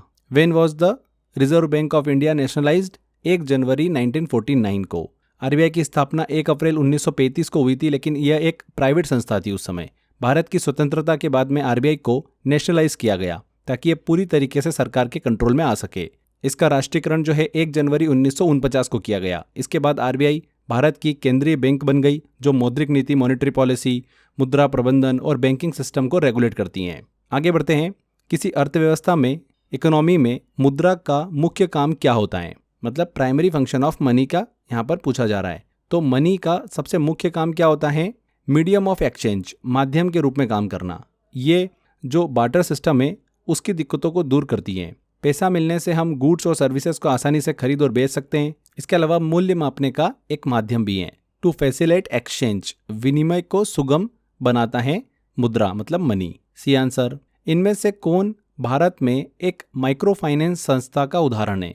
देखो, पहले माइक्रो फाइनेंस इंस्टीट्यूशंस क्या होते हैं ये समझो। माइक्रो फाइनेंस इंस्टीट्यूशंस वो संस्था होती है जो स्मॉल लोन गरीबों, किसानों, महिलाओं को देते हैं। ठीक है। बंधन बैंक ने शुरुआत एक माइक्रो फाइनेंस इंस्टीट्यूशन के रूप में की थी 2001 में। बाद में यह फुल फ्लेज बैंक बन गया। आज भी यह बैंक लो इनकम ग्रुप को फाइनेंशियल सर्विसेज देने के लिए जाना जाता है। एसबीआई जो है ये एक कमर्शियल बैंक है। आईसीआईसीआई और एचडीएफसी दोनों प्राइवेट बैंक है। माइक्रो फाइनेंस इंस्टीट्यूशंस का एग्जाम्पल नहीं है। तो बंधन बैंक यहाँ पर करेक्ट आंसर होगा। अगला क्वेश्चन लेते हैं, बैंकिंग में ओवरड्राफ्ट शब्द का अर्थ क्या होता है? देखिए, ओवरड्राफ्ट एक ऐसी बैंकिंग फैसिलिटी होती है जिसमें व्यक्ति अपने खाते में बैलेंस से ज़्यादा पैसा निकाल सकता है। ये एक तरीके का शॉर्ट टर्म लोन होता है जिस पर इंटरेस्ट देना पड़ता है। इसका यूज़ बिजनेस या फिर पर्सनल ज़रूरतों के लिए किया जाता है। तो यहाँ पर short term credit facility, C answer बिल्कुल करेक्ट होगा। अगला क्वेश्चन आता है, मनी मुद्रा वही है जो मुद्रा का काम करे, यह कथन किसने दिया था? Money is what money does, ये किसने कहा था फ्रेंड्स? प्रोफेसर वॉकर ने कहा था। इसका मतलब है कि मनी को हम उसके फंक्शन के आधार पर डिफाइन करते हैं, जैसे विनिमय का माध्यम, मूल्य का मापक, ये सभी। वॉकर का जोर था कि अगर कोई वस्तु इन कार्यों को पूरा करती है तो वह असली मनी होगी। यह statement functional definition of money को दर्शाता है। मुद्रा की पहचान उसके उपयोग से होती है, न कि सिर्फ उसके रूप से। तो यहाँ पर प्रोफेसर वॉकर बिल्कुल सही आंसर होगा। बैंकिंग एजेंट के रूप में नियुक्त की गई महिला एसएचजी सदस्य को क्या कहा जाता है? बैंकिंग सखी वह महिला होती है फ्रेंड्स जो सेल्फ हेल्प ग्रुप की सदस्य होती हैं।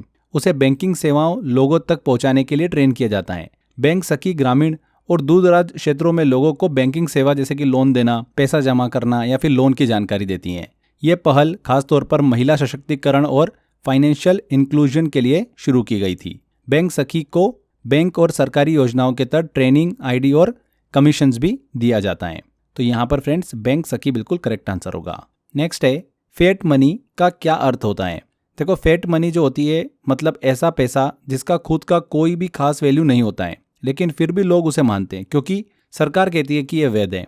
एग्जाम्पल के सोचो कि आपके हाथ में 500 रुपये का नोट है। अगर आप उस नोट को जलाओ तो उस कागज की जो वैल्यू है ज़्यादा से ज़्यादा 2-3 रुपये की होगी, लेकिन फिर भी लोग उसे 500 रुपये मानते हैं। ऐसा क्यों? क्योंकि सरकार ने कहा है कि ये 500 की वैल्यू रखता है। समझ में आया आपको? तो फेट मनी वह मनी होती है, मुद्रा होती है जिसे सरकार के आदेश से मान्यता दी जाती है। इसका खुद का कोई भी इंट्रिंसिक वैल्यू नहीं होता है। समझ में आया आपको? तो यहाँ पर क्या होगा? बी आंसर सही होगा। फेट मनी का अर्थ क्या होता है? सरकारी आदेश द्वारा जारी मुद्रा, मनी। अगला क्वेश्चन लेते हैं। किस प्रकार का खाता घरेलू क्षेत्रों के लिए उपयुक्त है? What type of account is suitable for house hold sectors? तो सेविंग अकाउंट सुटेबल होता है, आमतौर पर इंडिविजुअल्स और जो हाउस होल्ड होते हैं उपयोग के लिए होता है। इसमें हम थोड़ी थोड़ी सेविंग जमा कर सकते हैं, साथ ही इसमें इंटरेस्ट भी मिलता है। घरेलू लोग अपनी जो मंथली सैलरी होते हैं, खर्चे होते हैं, ज़रूरत होते हैं, उसके लिए इस खाते का उपयोग करते हैं। ओके, करंट अकाउंट की बात करेंगे तो ये बिजनेस के लिए होता है। फिक्स डिपॉजिट की बात करते हैं तो ये सेविंग को लंबे समय के लिए लॉक रखता है। रिकरिंग डिपॉजिट की बात करेंगे, आरडी की बात करेंगे तो इसमें हर महीने एक फिक्स्ड अमाउंट जो होते हैं वो जमा होते जाते हैं। ये निवेश जो होता है इन्वेस्टमेंट के लिए होता है, न कि रोज़मर्रा के खर्चों के लिए होता है। तो सेविंग अकाउंट यहाँ पर परफेक्ट आंसर है। अगला क्वेश्चन आता है, what is the minimum time for a fix deposit? Fix deposit एक टाइम बेस्ड सेविंग स्कीम है जिसमें पैसा एक फिक्स समय के लिए जमा किया जाता है और उस पर निश्चित ब्याज जो होता है, इंटरेस्ट, वो मिलता है। बैंकों में एफडी खोलने की जो मिनिमम अवधि होती है वो 7 दिन होती है। कितनी? 7 दिन। इसका इंटरेस्ट सेविंग अकाउंट से ज़्यादा होता है, लेकिन समय से पहले पैसा निकालने पर पेनल्टी भी लग सकती है। इसमें ग्राहकों को लो रिस्क के साथ में अश्योर्ड रिटर्न देखने को मिलता है फिक्स डिपॉजिट में। तो यहाँ पर मिनिमम पूछा है तो 7 दिन। खाते को कब निष्क्रिय माना जाता है?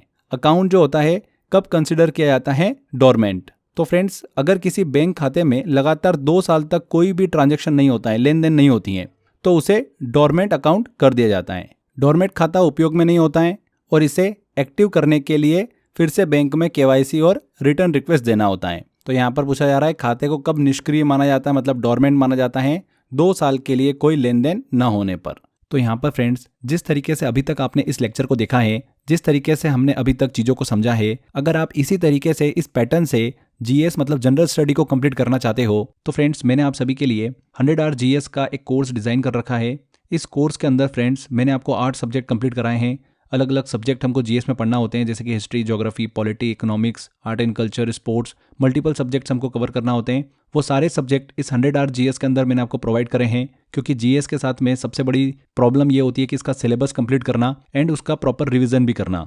इस 100 आवर जीएस के कोर्स में मैंने आपको ट्रिक के माध्यम से एग्जाम्पल, कॉन्सेप्ट एंड हमने इमेजिनेशन के थ्रू चीज़ों को समझा है। इस कोर्स में आपको वीडियो लेक्चर के साथ साथ में class notes and mock test भी दिए गए हैं। ये मॉक टेस्ट बहुत ही इंपॉर्टेंट है, जो कि प्रीवियस ईयर क्वेश्चन को दिमाग में रखते हुए मैंने डिजाइन करे हैं। मैक्सिमम क्वेश्चन आपको इन्हीं मॉक टेस्ट से एग्जाम में देखने को मिलेंगे। 2 साल की वैलिडिटी के साथ में इस कोर्स को मैंने हिंदी एंड इंग्लिश मिक्स में आपके लिए डिजाइन किया है, जिससे कि सभी स्टूडेंट इसका फायदा ले सकें। इस कोर्स को आप एनरोल कर सकते हैं मात्र 999 रुपीज़ में, जिसमें आपको 7 से 8 सब्जेक्ट जीएस के अंदर कवर हो जाते हैं। कोर्स के बारे में और अगर आपको डिटेल लेना है तो स्क्रीन पर दिए गए नंबर पे भी आप कॉल कर सकते हैं। एनरोल करने के लिए फ्रेंड्स डिस्क्रिप्शन बॉक्स और कमेंट बॉक्स में लिंक दे रखा है, वहां पर क्लिक कर आप इस कोर्स को एनरोल कर सकते हैं।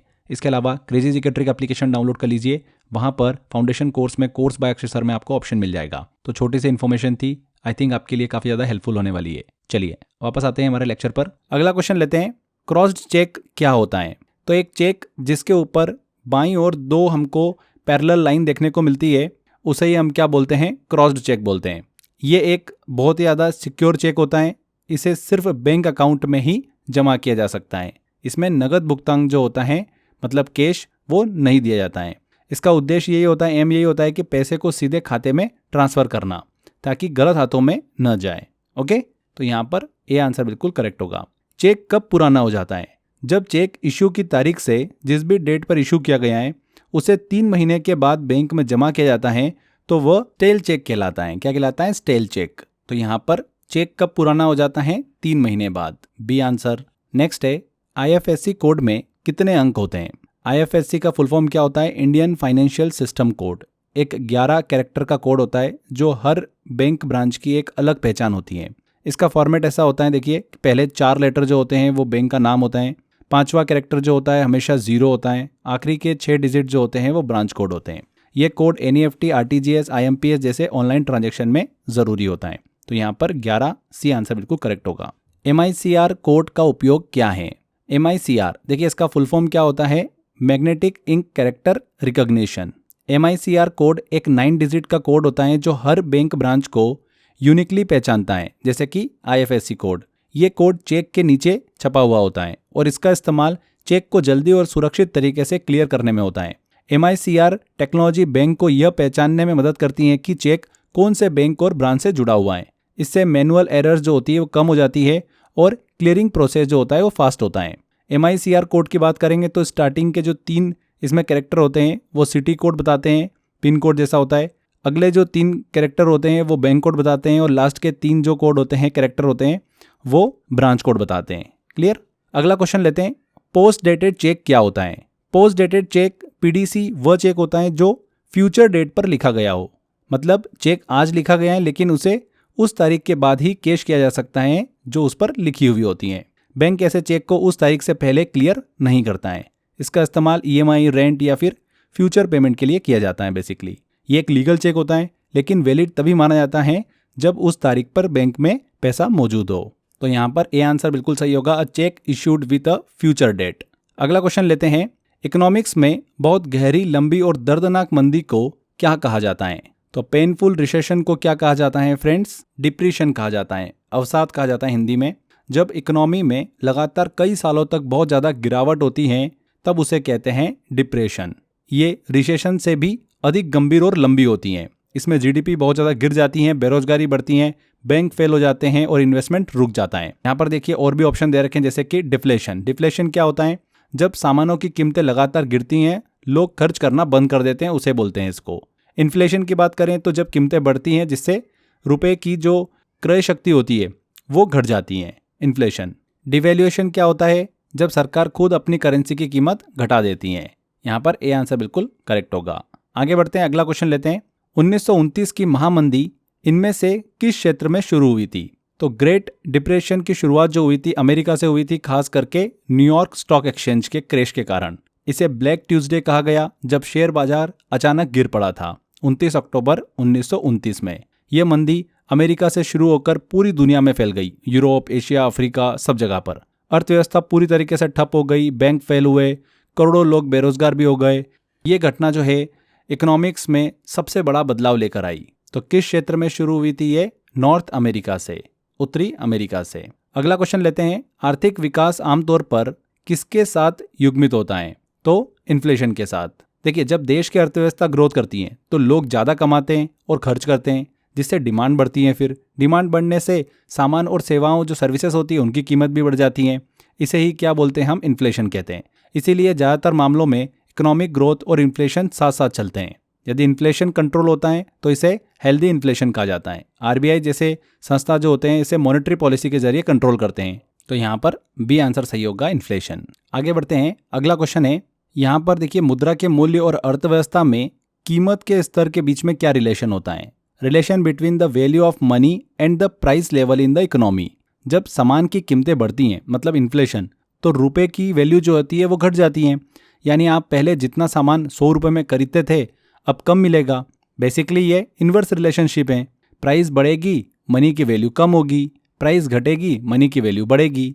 इसीलिए इन्फ्लेशन कंट्रोल करना ज़रूरी होता है ताकि रुपए की वैल्यू बनी रहे। तो यहाँ पर इन्वर्स बिल्कुल सही आंसर होगा। नेक्स्ट है, CPI कंज्यूमर प्राइस इंडेक्स, उपभोक्ता मूल्य सूचकांक में मुद्रास्फीति इन्फ्लेशन की गणना किसके द्वारा की जाती है?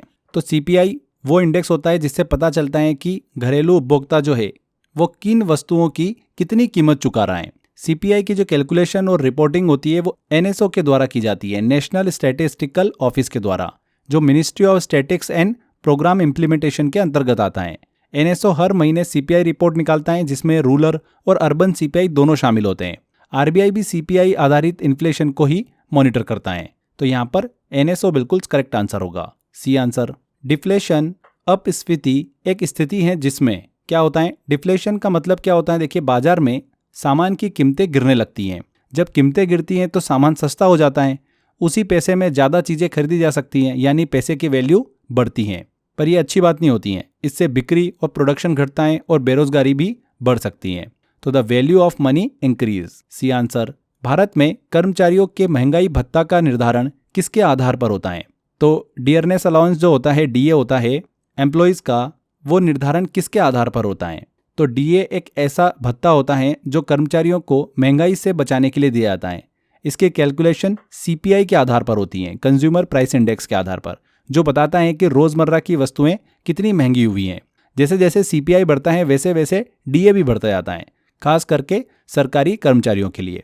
तो कंज्यूमर प्राइस इंडेक्स यहाँ पर सी आंसर सही होगा, इसके आधार पर ही महंगाई भत्ते का निर्धारण होता है। अगला क्वेश्चन आता है, मुद्रास्फीति मतलब इन्फ्लेशन की दर में अचानक वृद्धि को क्या कहा जाता है? क्या कहा जाता है? Hyper inflation. हाइपर इन्फ्लेशन का मतलब होता है कि जब किसी देश में बहुत तेजी से और अचानक वस्तुओं और सेवा सर्विसेज जो हैं उनकी कीमतें बढ़ने लगे। आमतौर पर ये जो स्थिति होती है तब आती है जब बाजार में बहुत ज़्यादा मुद्रा आ जाती है, मनी आ जाती हैं और उसकी वैल्यू बहुत ज़्यादा गिर जाती है। ये एक आर्थिक असंतुलन का संकेत, इंडिकेशन भी होता है और लोगों की खरीदने की शक्ति भी घट जाती है। इसका देखिए काफ़ी अच्छा एग्जाम्पल बताता हूँ मैं आपको, जिम्बाब्वे। वहाँ पर मनी मार्केट के अंदर बहुत ज़्यादा हो चुकी है।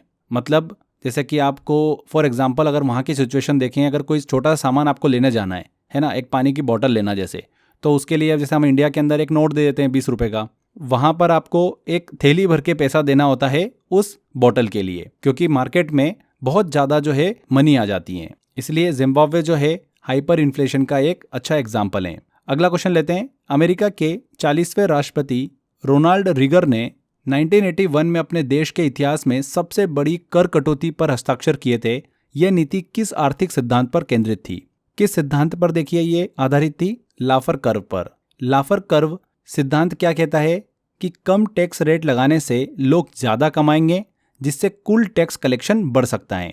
अमेरिका के राष्ट्रपति रोनाल्ड रीगन ने 1981 में इसी थ्योरी पर आधारित बड़ी टैक्स कटौती की थी। इसका मकसद था आर्थिक गतिविधियों को बढ़ाना, इन्वेस्टमेंट बढ़ाना और रोजगार के अवसर बढ़ाना। ये थ्योरी बताती है कि टैक्स बहुत ज़्यादा हो तो लोग टैक्स देने से बचते हैं और टैक्स कलेक्शन घट जाता है। तो यहाँ पर लाफर कर्व ए आंसर बिल्कुल करेक्ट होगा। लॉरेंज कर्व जो है देखिए सेकंड ऑप्शन, वो क्या बोलता है? ये इनकम डिस्ट्रीब्यूशन को दिखाता है कि कितनी असमानता है। कुजनेट कर्व की बात करें तो ये कहता है कि विकास के शुरुआती चरणों में असमानता बढ़ती हैं और फिर घटती हैं। अगर हम स्वीजी की किंकट डिमांड कर्व की बात करें तो ये ओलिगोपोली मार्केट के दाम और मांग के व्यवहार को समझाने के लिए उपयोग होता है। यहाँ पर लाफर कर्व बिल्कुल करेक्ट आंसर होगा। अगला क्वेश्चन लेते हैं। इनमें से कौन सा सार्वजनिक क्षेत्र का एक उद्योग है? पब्लिक सेक्टर इंटरप्राइज है। देखिए भेल जो है एक सरकारी स्वामित्व वाली कंपनी है जो भारी बिजली उपकरण, हेवी इलेक्ट्रिकल इक्विपमेंट बनाती है। ये एक पब्लिक सेक्टर अंडरटेकिंग पीएसयू है और एक महारत्न श्रेणी में आती है। इसकी स्थापना भारत सरकार ने की थी और इसका मुख्यालय कहाँ पर है? न्यू दिल्ली में। अगला क्वेश्चन लेते हैं। इनमें से कौन सा युग्म गलत सुमेलित है? देखिए यहाँ पर हमको पेयर दे रखे हैं। इंडियन ऑयल कॉरपोरेशन लिमिटेड महारत्न कंपनी है, बिल्कुल सही। हिंदुस्तान एरोनॉटिक्स लिमिटेड ये एक नवरत्न कंपनी है, बिल्कुल सही। Airport authority of India Navratna company है, ये गलत है। एयरपोर्ट अथॉरिटी ऑफ इंडिया जो है इसको मिनी रत्न कैटेगरी में रखा गया है, पीएसयू की श्रेणी में से रखा गया है। इसे नवरत्न नहीं माना जाता, इसलिए यह पेयर जो है पूरी तरीके से गलत है। अगला क्वेश्चन लेते हैं। भारत के सार्वजनिक क्षेत्र के उद्योगों में ओएनजीसी तेल एवं प्राकृतिक गैस निगम की सहायक कंपनी है। ओएनजीसी विदेश लिमिटेड ओएनजीसी की इंटरनेशनल ऑपरेशन वाली सब्सिडरी कंपनी है। विदेश बी आंसर यहाँ पर सही होगा। ये दुनिया भर में तेल और गैस की खोज और उत्पादन करती है। ये एक पब्लिक सेक्टर अंडरटेकिंग है और भारत की एनर्जी सिक्योरिटी में बड़ा रोल निभाती हैं। ठीक है, तो यहाँ पर बी आंसर करेक्ट है। नेक्स्ट क्वेश्चन आता है। इनमें से कौन सा सार्वजनिक क्षेत्र उद्यम महारत्न की श्रेणी में आता है। कौन सा PSU महारत्न की श्रेणी में आता है? देखिए यहाँ पर steel authority of India limited, ये महारत्न की श्रेणी में आता है। सेल जो है ये भारत की सबसे बड़ी स्टील उत्पादक कंपनी है, एक महारत्न PSU है। इसे महारत्न स्टेटस 2010 में मिला था। महारत्न स्टेटस उन PSU को दिया जाता है जिनकी एनुअल टर्नओवर, नेट प्रॉफिट बहुत ज़्यादा होता है। BSNL सिर्फ मिनी रत्न है, महारत्न नहीं है। MTNL ये भी एक मिनी रत्न है। HAL की बात करेंगे तो ये नवरत्न है, महारत्न नहीं है। तो steel authority of India limited correct answer होगा। आगे बढ़ते हैं, अगला क्वेश्चन लेते हैं। Security and exchange board of India, भारतीय प्रतिभूति और विनिमय बोर्ड, किसकी निगरानी और विनियमन का कार्य करता है? मतलब मॉनिटरिंग का काम करता है। तो इंडियन कैपिटल मार्केट ऑपरेशंस को, सेबी जो है ये भारत के कैपिटल मार्केट को मॉनिटर करता है। ये शेयर बाजार जो है, स्टॉक मार्केट जो है, म्यूचुअल फंड्स, ब्रोकर्स और जितने भी अन्य सिक्योरिटीज़ हैं उनको रेगुलेट और मॉनिटर करता है। सेबी की स्थापना कब हुई थी? 1988 में हुई थी और 1992 में से संवैधानिक दर्जा मिला था। तो यहाँ पर Indian capital market operations, C answer. Dear money से तात्पर्य उस मनी से है जिसे किसके कारण प्राप्त करना कठिन होता है? तो हाई रेट ऑफ इंटरेस्ट के कारण प्राप्त करना कठिन होता है। देखिए डियर मनी का मतलब वो पैसा जिसे उधार लेना महंगा हो जाए। ये स्थिति तब आती है जब इंटरेस्ट रेट ज़्यादा होता है। इससे लोन लेना मुश्किल हो जाता है, जिससे इन्वेस्टमेंट घटता है और इकोनॉमी धीमी हो सकती है। तो high rate of interest correct answer होगा। इनमें से कौन सा एशिया का पहला स्टॉक एक्सचेंज है? तो बॉम्बे स्टॉक एक्सचेंज जो है इसकी स्थापना 1875 में हुई थी। ये एशिया का सबसे पुराना और पहला स्टॉक एक्सचेंज है। भारत में 2 स्टॉक एक्सचेंज है, BSE और NSE। BSE सबसे पुराना है और NSE बिल्कुल नया है, 1992 में शुरू हुआ। टोक्यो और शंघाई जो है ये BSE के बाद में स्टैब्लिश हुए थे। तो बॉम्बे स्टॉक एक्सचेंज बिल्कुल करेक्ट आंसर होगा। जब किसी देश में लोकल संपत्ति जैसे कि जमीन, मकान, फैक्ट्री, इनको खरीदने के लिए विदेश से पैसे आते हैं तो उसे क्या कहते हैं? तो जब विदेश से भारत में पैसा आता है ताकि यहाँ के बिजनेस, प्रॉपर्टीज़ या फिर स्टॉक में निवेश हो, उसे हम क्या बोलते हैं? कैपिटल इनफ्लो कहते हैं। तो यहाँ पर ए आंसर सही होगा, कैपिटल इनफ्लो। ये फॉरेन डायरेक्ट इन्वेस्टमेंट FDI या फिर फॉरेन इंस्टीट्यूशनल इन्वेस्टमेंट FII के जरिए हो सकता है। FDI और FII क्या होती है ये मैंने बहुत अच्छे से आपको एक सेपरेट वीडियो में समझा रखा है 5 मिनट कॉन्सेप्ट सीरीज में। आप यूट्यूब पे सर्च करेंगे आपको इजीली मिल जाएगा। यहाँ पर देखिए ऑप्शन में कैपिटल आउटफ्लो दे रखा है, मतलब जब भारत से बाहर पैसा जाता है तब उसे कहा जाता है। पर कैपिटा नेट इनकम, प्रति व्यक्ति आय को प्रदर्शित करता है। नेट फैक्टर इनकम की बात करेंगे तो विदेशों से आने वाली इनकम को यहाँ पर वो दर्शाता है। यहाँ पर कैपिटल इनफ्लो करेक्ट आंसर है। आगे बढ़ते हैं, रिवर्स रेपो रेट क्या है? तो जब बैंक अपना अतिरिक्त पैसा RBI के पास जमा कर देती है तो उस पर उन्हें ब्याज मिलता है, इंटरेस्ट मिलता है, वो होता है रिवर्स रेपो रेट। ये RBI का एक मॉनिटरी टूल है जिससे बाजार में अगर लिक्विडिटी को कंट्रोल करना है तो किया जा सकता है। जब RBI रिवर्स रेपो रेट बढ़ाता है तो बैंक ज़्यादा पैसा RBI में जमा करता है क्योंकि उसको अच्छा खासा रिटर्न वहाँ से मिल रहा है और मार्केट में कम पैसा आ जाता है। इस वजह से क्या होता है फ्रेंड्स, लिक्विडिटी जो है मार्केट से वो कम हो जाती है। तो यहाँ पर रिवर्स रेपो रेट क्या होता है? बैंकों द्वारा RBI को ऋण देने की दर। अगला क्वेश्चन है, मॉनेटरी पॉलिसी समिति में कितने सदस्य होते हैं? मॉनेटरी पॉलिसी जो कमेटी होती है उसमें तो MPC भारत में रेपो रेट और दूसरी जो मौद्रिक दरें होती है वो तय करने का काम करती है। इसमें कुल 6 सदस्य होते हैं। 3 सदस्य RBI से होते हैं जिसमें गवर्नर भी शामिल होते हैं और 3 सदस्य भारत सरकार द्वारा नामित होते हैं। इसका गठन कब किया गया था? MPC का 2016 में किया गया था। तो यहाँ पर 6।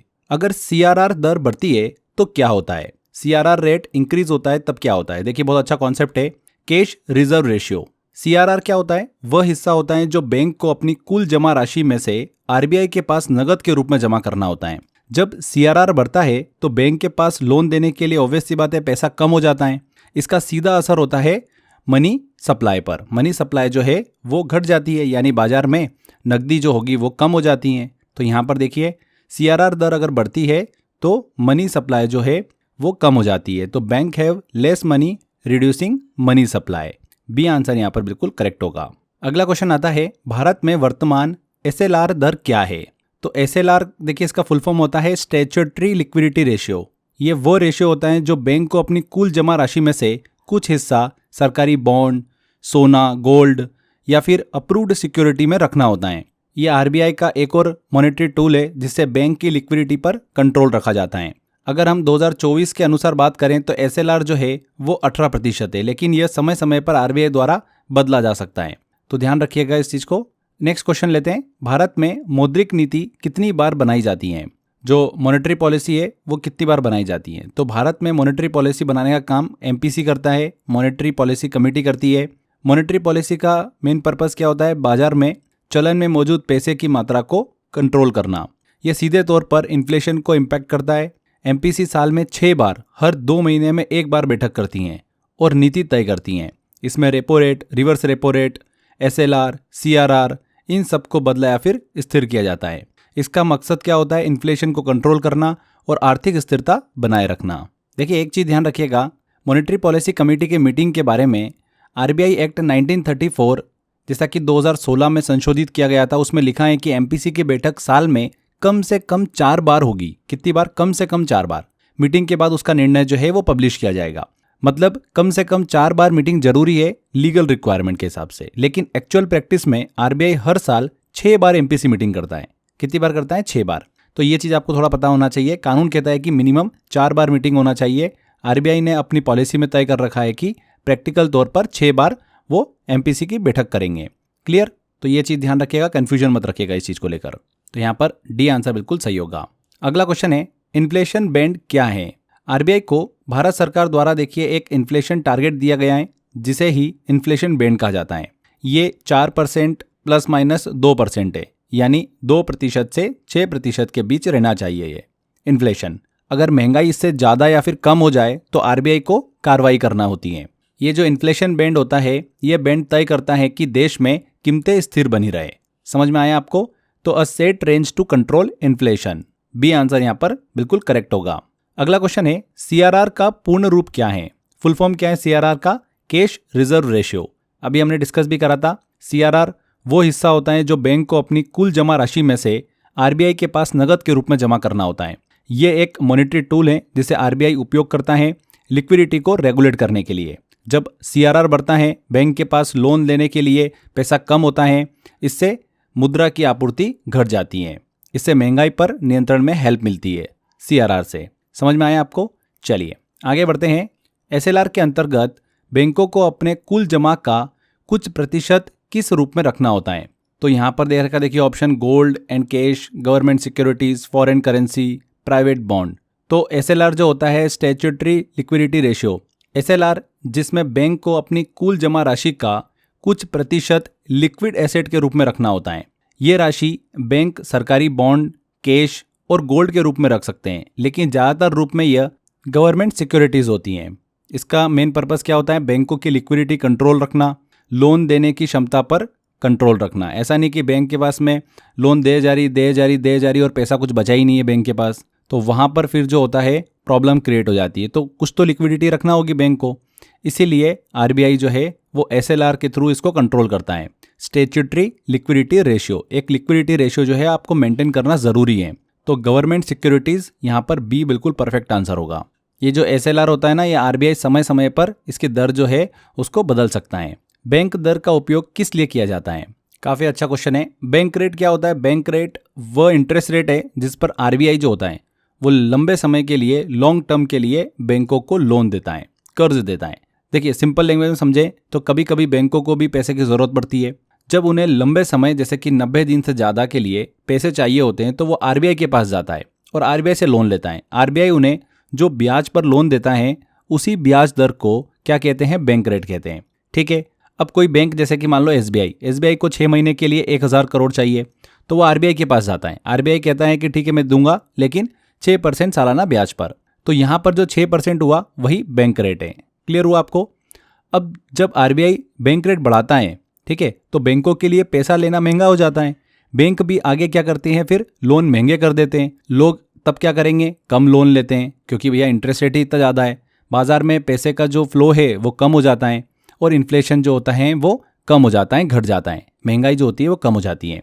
जब आरबीआई बैंक रेट घटाता है तो बैंकों को सस्ता लोन मिलता है, बैंक भी सस्ता लोन देने लगते हैं, लोग ज़्यादा लोन ले लेते हैं क्योंकि कम इंटरेस्ट पे लोन मिल रहा है। बाजार में पैसा आता है, ग्रोथ बढ़ती है, पर पैसा ज़्यादा आएगा तो डिमांड बढ़ेगी तो इन्फ्लेशन फिर बढ़ जाता है। तो समझ में आया आपको? देखिए इससे मिलती जुलती एक और टर्म है रेपो रेट। बैंक रेट और रेपो रेट में क्या अंतर हो गया फिर? ये सब चीज़ें जो है ना, ये मैंने बहुत अच्छे से आपको क्लास के अंदर समझाई हुई है। जो मेरा 100 आवर का कोर्स है ना, उसमें मैंने जो इकोनॉमिक्स पढ़ाया है आपको, बहुत अच्छे से समझाया मैंने उसके अंदर। अगर आपने ध्यान से समझा होगा, पढ़ा होगा, तो आप बड़े आसानी से सारे क्वेश्चन सॉल्व कर सकते हो। आप मेरा इकोनॉमिक्स का भी कोर्स ले सकते हो, मात्र 99 रुपीज़ का कोर्स है इकोनॉमिक्स का। अगर इकोनॉमिक्स में बार बार आपको प्रॉब्लम आती है तो एक बार कोर्स ले लो, अच्छे से पढ़ लो, तो इन क्वेश्चंस में कभी भी नहीं अटकोगे आप।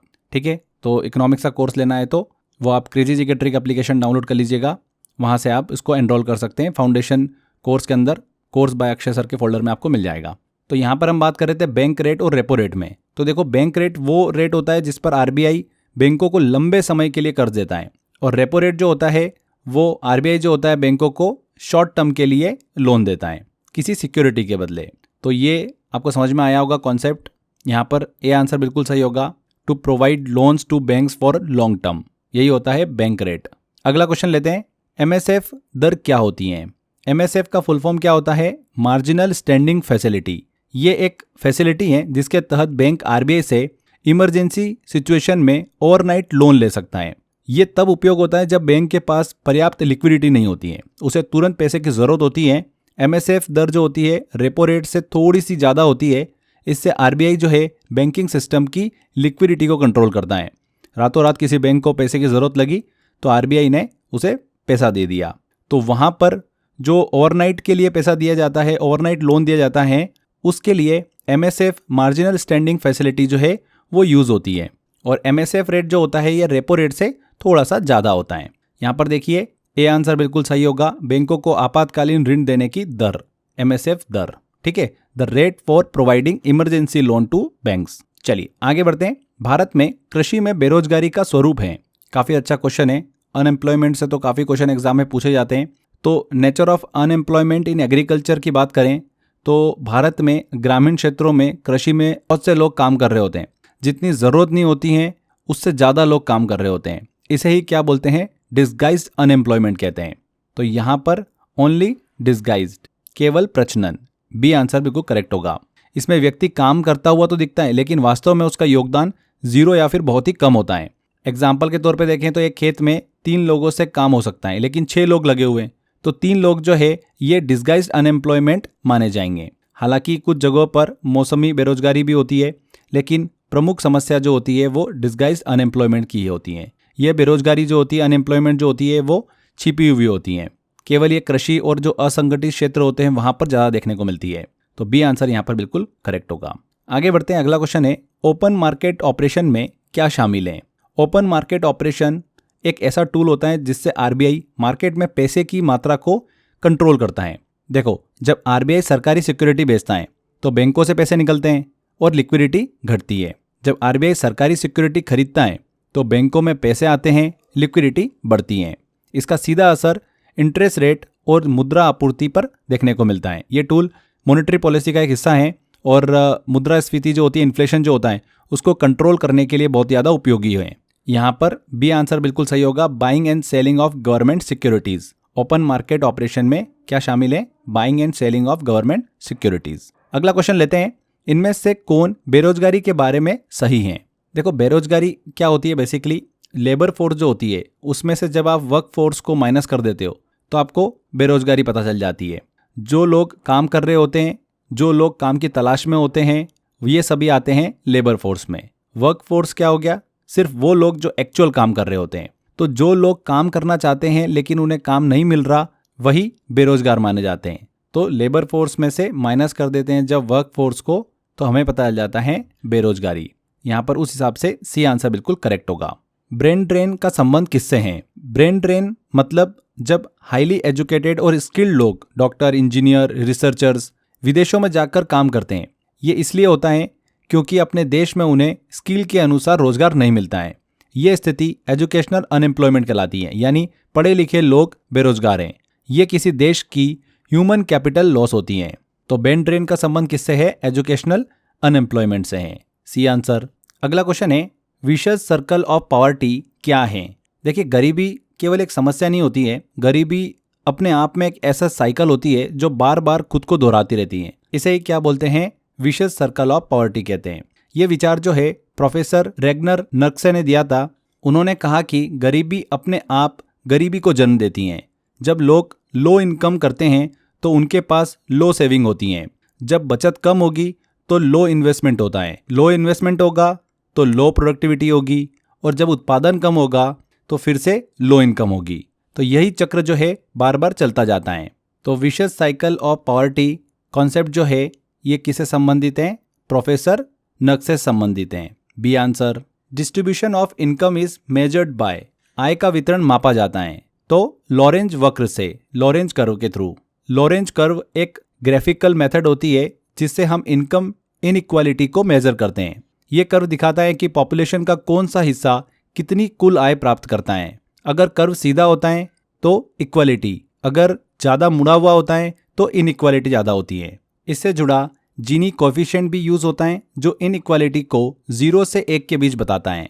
जीनी कोएफिशिएंट एक ऐसा नंबर है जो बताता है कि किसी देश में इनकम इनइक्वालिटी कितनी है, यानी अमीर और गरीब के बीच की दूरी कितनी ज़्यादा या कितनी कम है, उसे ही जीनी कोएफिशिएंट मापता है। ये जरूर ध्यान रखिएगा कि इसका जो वैल्यू होती है वो 0 से 1 के बीच होती है। अगला क्वेश्चन लेते हैं। भारत में नगरीय क्षेत्रों में बीपीएल परिवारों की पहचान के लिए किस समिति का गठन हुआ था? भारत सरकार ने 2012 में हाशिम समिति बनाई थी ताकि अर्बन एरिया में बीपीएल, बिलो पॉवर्टी लाइन परिवारों की सही पहचान हो सके। इस समिति ने कहा था कि बीपीएल पहचान सिर्फ आय के आधार पर नहीं होनी चाहिए बल्कि डिप्रीवेशन इंडिकेटर्स के थ्रू होना चाहिए, जैसे कि आवास की हालत, शिक्षा, स्वच्छता, सामाजिक स्थिति, इसके आधार पर। हाशिम समिति 2012 में बनी। उद्देश्य था शहरी क्षेत्रों में बीपीएल, बिलो पॉवर्टी लाइन परिवारों की पहचान करना। यही पूछा जा रहा है तो डी आंसर बिल्कुल सही होगा। तेंदुलकर समिति की बात करें, देखिए यहाँ पर 2009 में गठित। इसके अध्यक्ष कौन थे? एच.डी. तेंदुलकर थे। इसका उद्देश्य क्या था? गरीबी रेखा के मापदंडों को रिवाइज करना। लक्कड़वाल समिति की बात करें 1993 की, डी.टी. लक्कड़वाल इसके अध्यक्ष थे समिति के। गरीबी रेखा की परिभाषा तय करना इसका मुख्य उद्देश्य था, मुख्य रूप से कंजम्पशन के आधार पर। सक्सेना समिति की बात करें 2009 में गठित, एन.सी. सक्सेना इसके अध्यक्ष थे। ग्रामीण क्षेत्रों में बीपीएल परिवारों की पहचान करना इसका मुख्य उद्देश्य था। यहाँ पर पूछा जा रहा है अर्बन एरियाज में, तो अर्बन एरियाज के लिए थी हाशिम समिति। आगे बढ़ते हैं। अगला क्वेश्चन है, इनमें से कौन सा उदारीकरण का उद्देश्य नहीं है? मतलब लिबरलाइजेशन का ऑब्जेक्टिव नहीं है। तो लिबरलाइजेशन का मेन उद्देश्य क्या है? इकोनॉमी को खुला बनाना ताकि प्राइवेट कंपनीज और फॉरेन इन्वेस्टर को ज़्यादा अपॉर्चुनिटीज मिले। टेक्नोलॉजी और फॉरेन कैपिटल को कम नहीं बल्कि प्रमोट किया जाता है, जिससे देश में मॉडर्न इंफ्रास्ट्रक्चर और रोजगार बढ़े। लिबरलाइजेशन के फायदे क्या होते हैं? कंपटीशन बढ़ता है, सर्विस इंप्रूव होती है और ग्लोबल मार्केट से जुड़ने का मौका मिलता है। फॉरेन ट्रेड को बढ़ाना, ग्लोबल एक्सपोजर देना, अननेसेसरी कंट्रोल को हटाना, ये सारे लिबरलाइजेशन के मुख्य गोल होते हैं। तो यहाँ पर आप ऑप्शन ए देखोगे तो ये देखिए लिबरलाइजेशन की सोच के उल्टा है। उदारीकरण, लिबरलाइजेशन फॉरेन इन्वेस्टमेंट और मॉडर्न टेक को वेलकम करता है, ना कि रिस्ट्रिक्ट करता है। यहाँ पर क्या बोला गया है? Reducing the impact of technology and foreign capital. ये तो गलत स्टेटमेंट है, तो ए आंसर यहाँ पर बिल्कुल सही होगा। चीज़ों की अगर आपके पास में बेहतर अंडरस्टैंडिंग होगी ना तो ऐसे क्वेश्चन आप बड़ी आसानी से लगा लेते हो। चलिए आगे बढ़ते हैं, नेक्स्ट क्वेश्चन की तरफ चलते हैं। अदर करेंसी के टर्म्स में किसी करेंसी के मूल्य को क्या कहा जाता है? तो जब हम एक देश की करेंसी का मूल्य दूसरे देश की करेंसी के कंपैरिजन में निकालते हैं तो उसे फॉरेन एक्सचेंज रेट कहते हैं। क्या कहते हैं? Foreign exchange rate. एग्जाम्पल के तौर पर जैसे कि $1 की कीमत 83 रुपये, तो ये एक्सचेंज रेट हो गया। तो अदर करेंसी के टर्म में पूछा है तो foreign exchange rate, B answer. अगला क्वेश्चन है, एमआरटीपी अधिनियम 1969 में इनमें से एमआरटीपी का कौन सा पूर्ण रूप सही है? तो एमआरटीपी एक्ट 1969 का मकसद क्या था? कि कोई भी बड़ी कंपनी मार्केट में मोनोपोली ना बना सके। इसका काम था कि अनफेयर ट्रेड प्रैक्टिसेस को रोकना और हेल्दी कंपटीशन बनाए रखना। ये एक्ट अब हटा दिया गया है, इसकी जगह पर कंपटीशन एक्ट 2002 लागू है। कंपटीशन कमीशन ऑफ इंडिया जो है सीसीआई, वो आज इस काम को देखता है। तो यहाँ पर फ्रेंड्स एमआरटीपी अधिनियम 1969 के बारे में पूछ रहे हैं कि एमआरटीपी का फुल फॉर्म क्या है? तो एमआरटीपी का फुल फॉर्म है monopolies and restrictive trade practices act. C answer बिल्कुल करेक्ट होगा। अगला क्वेश्चन आता है, घरेलू मुद्रा के एक्सटर्नल वैल्यू में कमी को क्या कहा जाता है? जब किसी देश की देखिए सरकार या केंद्रीय बैंक जानबूझकर अपनी करेंसी की वैल्यू जो है वो घटा देती है तो उसे ही क्या बोलते हैं? डिवैल्यूएशन कहते हैं। ये स्टेप अक्सर एक्सपोर्ट को सस्ता और कॉम्पिटिटिव बनाने के लिए किया जाता है। तो डिवैल्यूएशन ऑफ करेंसी यहाँ पर बिल्कुल करेक्ट आंसर होगा। लोकल करेंसी के, लोकल मनी के एक्सटर्नल वैल्यू में कमी को क्या कहते हैं? डिवैल्यूएशन ऑफ करेंसी कहते हैं। चलिए आगे बढ़ते हैं, अगला क्वेश्चन लेते हैं। टोकन, क्रेडिट या फिर मनी के यूज के बिना गुड्स या फिर सर्विस के डायरेक्ट एक्सचेंज के लिए किस शब्द का उपयोग किया जाता है? किस शब्द का उपयोग किया जाता है? Barter system. बार्टर सिस्टम वो प्राचीन व्यवस्था थी जिसमें लोग वस्तु के बदले वस्तु या फिर सेवा के बदले सेवा का लेन देन करते थे। गुड्स के बदले गुड्स, सर्विस के बदले सर्विस। इसमें मनी का इस्तेमाल नहीं होता था। ये जो सिस्टम था ये मॉनेटरी इकोनॉमी आने से पहले उपयोग होती थी। 2 किलो गेहूं के बदले 1 लीटर दूध देना, ये सभी बार्टर सिस्टम के एग्जाम्पल थे। ठीक है, तो यहाँ पर डी आंसर बिल्कुल सही होगा। अगला क्वेश्चन लेते हैं। विश्व के बाकी देशों के साथ किसी एक देश के लेन देन को संक्षेप में बताने वाले खाते के समूह को क्या कहते हैं? तो देखिए, इसको बोलते हैं बैलेंस ऑफ पेमेंट। बीओपी एक अकाउंटिंग रिकॉर्ड होता है जो एक देश का दुनिया के बाकी देशों के साथ जितनी भी सभी आर्थिक लेन देन होती है उसको दिखाता है, जैसे कि इंपोर्ट, एक्सपोर्ट, लोन, इन्वेस्टमेंट, इन सभी को। इसमें 2 मुख्य हिस्से होते हैं, करंट अकाउंट और capital account. Current account export और import of goods and services को बताता है। कैपिटल अकाउंट जो होता है ये फॉरेन इन्वेस्टमेंट और लोन को बताता है। बीओपी की स्थिति की बात करें तो सरप्लस और डेफिसिट या फिर बैलेंस हो सकती है। सबसे इंपॉर्टेंट, आरबीआई और जो फाइनेंस मिनिस्ट्री होती है इसके डेटा का यूज जो है नीति बनाने में करते हैं। तो यहाँ पर फ्रेंड्स बैलेंस ऑफ पेमेंट, भुगतान शेष, डी आंसर बिल्कुल करेक्ट होगा। अगला क्वेश्चन आता है, गुड्स के एक्सपोर्ट और इंपोर्ट के संतुलन को किस रूप में संदर्भित किया जाता है? तो इसे बैलेंस ऑफ ट्रेड कहा जाता है। बैलेंस ऑफ पेमेंट और बैलेंस ऑफ ट्रेड में कंफ्यूज मत होइएगा। बैलेंस ऑफ ट्रेड क्या हो गया? सिर्फ गुड्स के एक्सपोर्ट और इंपोर्ट के बीच का अंतर बताता है। इसका फॉर्मूला क्या होता है? देखिए, export of goods minus import of goods, उनके बीच का अंतर, वही होता है बैलेंस ऑफ ट्रेड। अगर एक्सपोर्ट ज़्यादा होगा इंपोर्ट से तो ट्रेड सरप्लस होगा। अगर इंपोर्ट ज़्यादा होगा एक्सपोर्ट से तो ट्रेड डेफिसिट होगा। बैलेंस ऑफ ट्रेड जो होता है सिर्फ गुड्स तक सीमित होता है, जबकि बैलेंस ऑफ पेमेंट जो होता है उसमें सर्विसेज, इनकम, इन्वेस्टमेंट सभी शामिल होते हैं। एग्जामिनर जो है ना, बैलेंस ऑफ ट्रेड और बैलेंस ऑफ पेमेंट के डिफरेंस पर कंसेप्चुअल सवाल पूछ लेता है एग्जाम में, तो अब ध्यान रखना, कंफ्यूज मत होना। आगे बढ़ते हैं, अगला क्वेश्चन लेते हैं। एफपीआई का पूरा नाम क्या है? तो एफपीआई का पूरा नाम क्या होता है? Foreign portfolio investment. एफपीआई और एफडीआई को लेकर मैंने एक बहुत अच्छा वीडियो बना रखा है, आप यूट्यूब पे सर्च कर लीजिएगा। 5 मिनट कॉन्सेप्ट सीरीज में मैंने बहुत अच्छे से समझा रखा है। एक बार वीडियो देखोगे, लाइफ टाइम आप कभी भी कंफ्यूज नहीं होगे। एफपीआई का मतलब होता है कि विदेशी निवेशक जो होते हैं शेयर बाजार या फिर बॉन्ड जैसे फाइनेंशियल एसेट्स में पैसा लगाते हैं, लेकिन उनका कंपनी के संचालन में कोई भी कंट्रोल नहीं होता है। यह शॉर्ट टर्म नेचर का एक इन्वेस्टमेंट होता है और स्टॉक मार्केट में आसानी से एंट्री और एग्जिट किया जा सकता है। ये इन्वेस्टमेंट जो होता है फॉरेन इंस्टीट्यूशनल इन्वेस्टर्स जो एफआईआईज होती है उनके जरिए किया जाता है। ध्यान रखिएगा, एफपीआई का पूरा नाम क्या है? Foreign portfolio investment. अगला क्वेश्चन लेते हैं। पब्लिक सेक्टर बैंक में फॉरेन इन्वेस्टमेंट की सीमा क्या है? तो भारत सरकार ने पब्लिक सेक्टर बैंक में फॉरेन इन्वेस्टमेंट की सीमा 20% रख रखी है। कितनी? 20%। ये एफडीआई प्लस एफपीआई दोनों को मिलाकर होता है। इसे ऑटोमेटिक रूट से नहीं किया जा सकता। इसके पीछे मुख्य कारण है कि सरकार जो पब्लिक सेक्टर बैंक्स है उनमें नियंत्रण बनाए रखना चाहती है।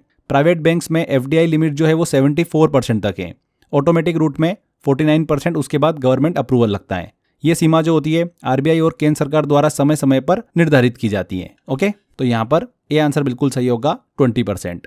अगला क्वेश्चन है, फॉरेन इन्वेस्टमेंट से संबंधित रिपोर्ट को क्या कहते हैं? तो उसे कहते हैं वर्ल्ड इन्वेस्टमेंट रिपोर्ट। हर साल UNCTAD United nation conference on trade and development द्वारा प्रकाशित की जाती है।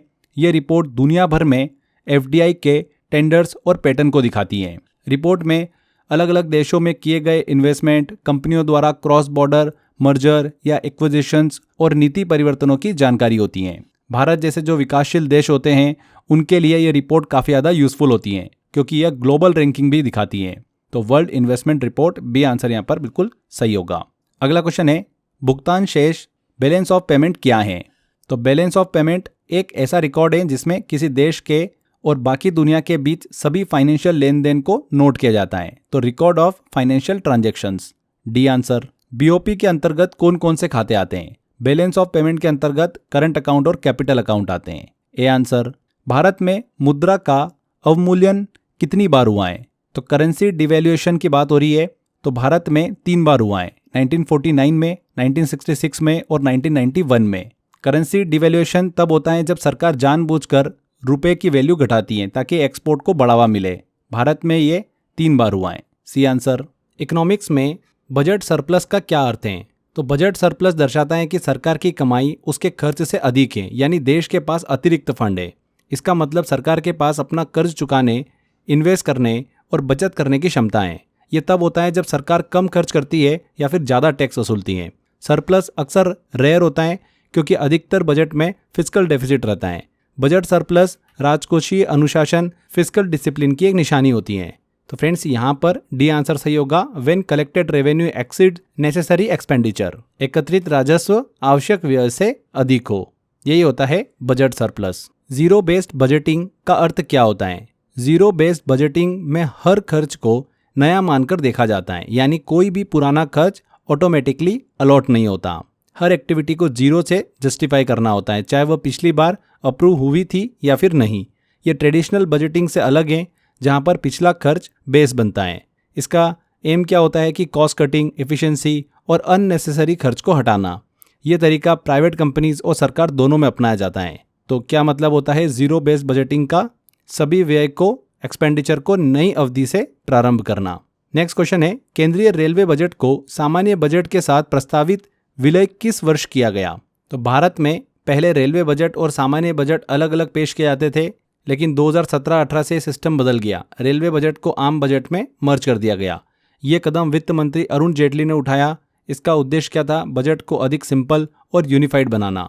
इससे रेलवे को आम बजट के तहत प्रत्यक्ष निवेश और वित्तीय अनुशासन मिला है। यह बदलाव भारतीय बजट इतिहास में एक महत्वपूर्ण सुधार भी माना जाता है। तो 2017-2018 रेवेन्यू डेफिसिट क्या है? जब सरकार की देखिए कमाई, रेवेन्यू रिसीट जो होती है, उसके खर्च रेवेन्यू एक्सपेंडिचर से कम होती है, तो उसे ही हम क्या बोलते हैं? रेवेन्यू डेफिसिट कहते हैं। इसका मतलब होता है कि सरकार अपनी डे टू डे ज़रूरतों के लिए उधार लेने पर मजबूर है। ये घाटा वित्तीय कमजोरी और सरकारी आय में असंतुलन दिखाती है। इससे पता चलता है कि सरकार चालू खर्च को भी पूरी तरह से कवर नहीं कर पा रही है। यह फिस्कल हेल्थ को इम्पैक्ट करता है, इसीलिए इसे कम करना ज़रूरी होता है, रेवेन्यू डेफिसिट को। तो यहाँ पर रेवेन्यू एक्सपेंडिचर ज़्यादा होता है रेवेन्यू रिसीट से। B answer. भारत का पहला पेपरलेस बजट किस वर्ष प्रस्तुत किया गया था? तो 2021 में वित्त मंत्री निर्मला सीतारमण ने भारत का पहला डिजिटल और पेपरलेस बजट पेश किया था। कोविड-19 महामारी के चलते कॉन्टैक्टलेस और इको फ्रेंडली बजट की ओर ये एक नया कदम था। तो कब? 2021 में। नेक्स्ट क्वेश्चन है, फिस्कल डेफिसिट क्या दर्शाता है? फिस्कल डेफिसिट वह गैप है जहां सरकार की टोटल एक्सपेंडिचर ज़्यादा होता है टोटल रेवेन्यू से, एक्सक्लूडिंग बोरोइंग। ये अंतर को पूरा करने के लिए सरकार को बाजार से उधार लेना पड़ता है, यानी गवर्नमेंट बोरोइंग्स। यह डेफिसिट देश की वित्तीय हालत और नीतियों का महत्वपूर्ण इंडिकेटर होता है। ज़्यादा फिस्कल डेफिसिट का मतलब है कि अधिक कर्ज, इंटरेस्ट का बोझ, जो कि अर्थव्यवस्था को नुकसान पहुंचा सकता है। तो फिस्कल डेफिसिट क्या होता है? Total borrowing by the government. किस आर्टिकल में भारत के राज्य बजट का विवरण दिया गया है? स्टेट बजट के बारे में मेंशन है। तो आर्टिकल नंबर 202 जो है इंडियन कॉन्स्टिट्यूशन में, वो बताता है कि राज्य सरकारें हर साल विधानमंडल के समक्ष एक बजट पेश करेगी। इसे वार्षिक वित्तीय विवरण कहा जाता है। यह राज्य की आय और व्यय का विवरण होता है। ठीक वैसे ही जैसे केंद्र सरकार आर्टिकल 112 के तहत यूनियन बजट पेश करती है। राज्य बजट में प्लान और नॉन प्लान खर्च को दर्शाया जाता है। यह आर्टिकल राज्य सरकार की वित्तीय जवाबदारी को सुनिश्चित करता है। Article number 202। C answer. FRBM अधिनियम कब पारित किया गया था? FRBM का देखिए यहाँ पर फुल फॉर्म है fiscal responsibility and budget management. तो FRBM एक्ट 2003 में पास किया गया था। इसका मेन पर्पस क्या था कि सरकार के फिस्कल डेफिसिट को कंट्रोल करना और पारदर्शिता लेकर आना, ट्रांसपेरेंसी लेकर आना। ये एक्ट बताता है कि सरकार को उधारी कम करनी चाहिए और वित्तीय अनुशासन बनाए रखना चाहिए। इस अधिनियम के तहत सरकार को हर साल फिस्कल रोड मैप पेश करना होता है। यह भारत की लंबी अवधि की इकोनॉमिक स्टेबिलिटी को इंश्योर करने में हेल्प करता है। ठीक है, 2003 में पारित किया गया था। इनमें से कौन सा शुल्क या फिर टैक्स भारत में GST के अंतर्गत सम्मिलित नहीं है? तो GST goods and service tax एक इनडायरेक्ट टैक्स है। ये सबसे पहले दिमाग में रख लो। सीधे एग्जाम में ये भी पूछ लेते हैं कि GST जो है इनडायरेक्ट टैक्स है कि डायरेक्ट टैक्स है। तो ये एक इनडायरेक्ट टैक्स है जो वस्तुओं और सेवाओं पर लगाया जाता है, गुड्स एंड सर्विसेज पर। लेकिन जो इनकम टैक्स होता है वो एक डायरेक्ट टैक्स है जो व्यक्ति की कमाई पर लगता है, इसलिए इसे GST के दायरे में शामिल नहीं किया गया है। तो ऑप्शन देखोगे तो आपको इनकम टैक्स क्लियर दिख रहा है, तो ए आंसर सही हो गया। GST ने सर्विस टैक्स, एक्साइज ड्यूटी और एडिशनल कस्टम ड्यूटी को मर्ज कर दिया है। GST का मकसद था जो बहुस्तरीय टैक्स सिस्टम था उसको सरल करना, इसलिए इनकम टैक्स अभी भी अलग से चलता है और इसकी निगरानी जो है वो CBDT करता है। कौन करता है? CBDT। आगे बढ़ते हैं। भारत में GST के अधीन आने वाली 4 जो टैक्स रेट है वो कौन सी है? तो जीएसटी को मल्टीपल स्लैब सिस्टम के रूप में लागू किया गया था। 4 मुख्य टैक्स स्लैब जो है इसमें 5%, 12%, 18 और 28% है। तो यहाँ पर बी आंसर। भारत सरकार के किस मंत्रालय ने जीएसटी अधिनियम 2017 का प्रकाशन किया है? तो जीएसटी एक्ट 2017 को 101वें संविधान संशोधन अधिनियम के बाद में लागू किया गया था। इसका ड्राफ्ट और प्रकाशन ministry of law and justice द्वारा किया गया, क्योंकि यह एक कानूनी दस्तावेज है।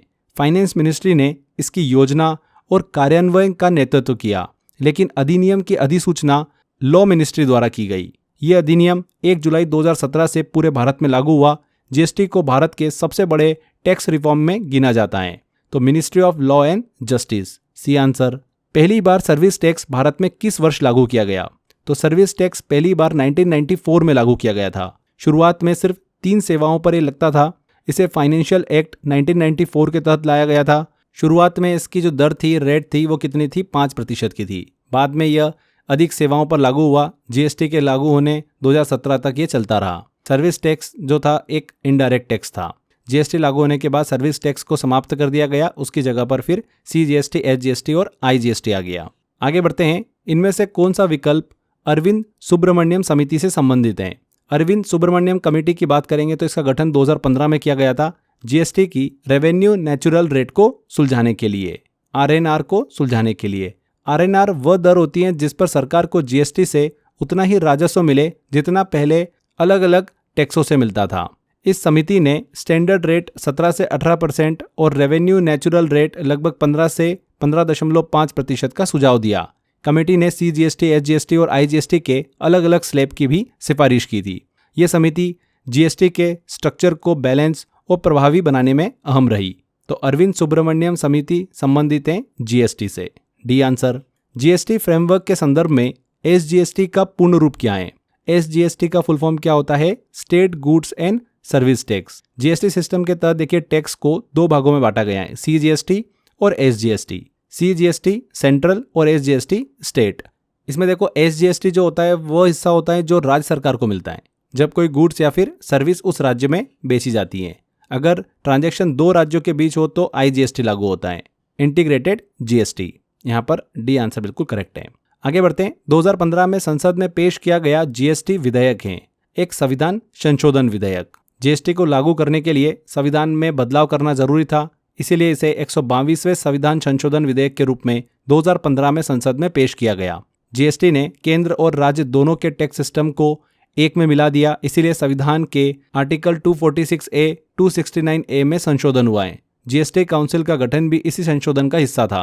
यह बिल दोनों सदनों से पास हुआ। 2016 में 101 संशोधन अधिनियम बन गया, इसीलिए यह एक आम वित्तीय बिल नहीं है बल्कि एक संविधान संशोधन बिल था। ठीक है, तो यहाँ पर constitutional amendment bill, C answer. इनमें से कौन एक सबसे अच्छा भारत का पूंजी लाभ कर का वर्णन करता है? मतलब कैपिटल गेन टैक्स का वर्णन करता है, उसको डिस्क्राइब करता है। तो फ्रेंड्स, कैपिटल गेन टैक्स वह टैक्स होता है जो किसी पूंजीगत संपत्ति जैसे कि जमीन, मकान, शेयर, म्यूचुअल फंड, इनकी बिक्री से हुए लाभ पर लगता है। इसे 2 भागों में बेसिकली बांटा गया है, एक एसटीसीजी और दूसरा है LTCG, short term capital gain और लॉन्ग टर्म कैपिटल गेन।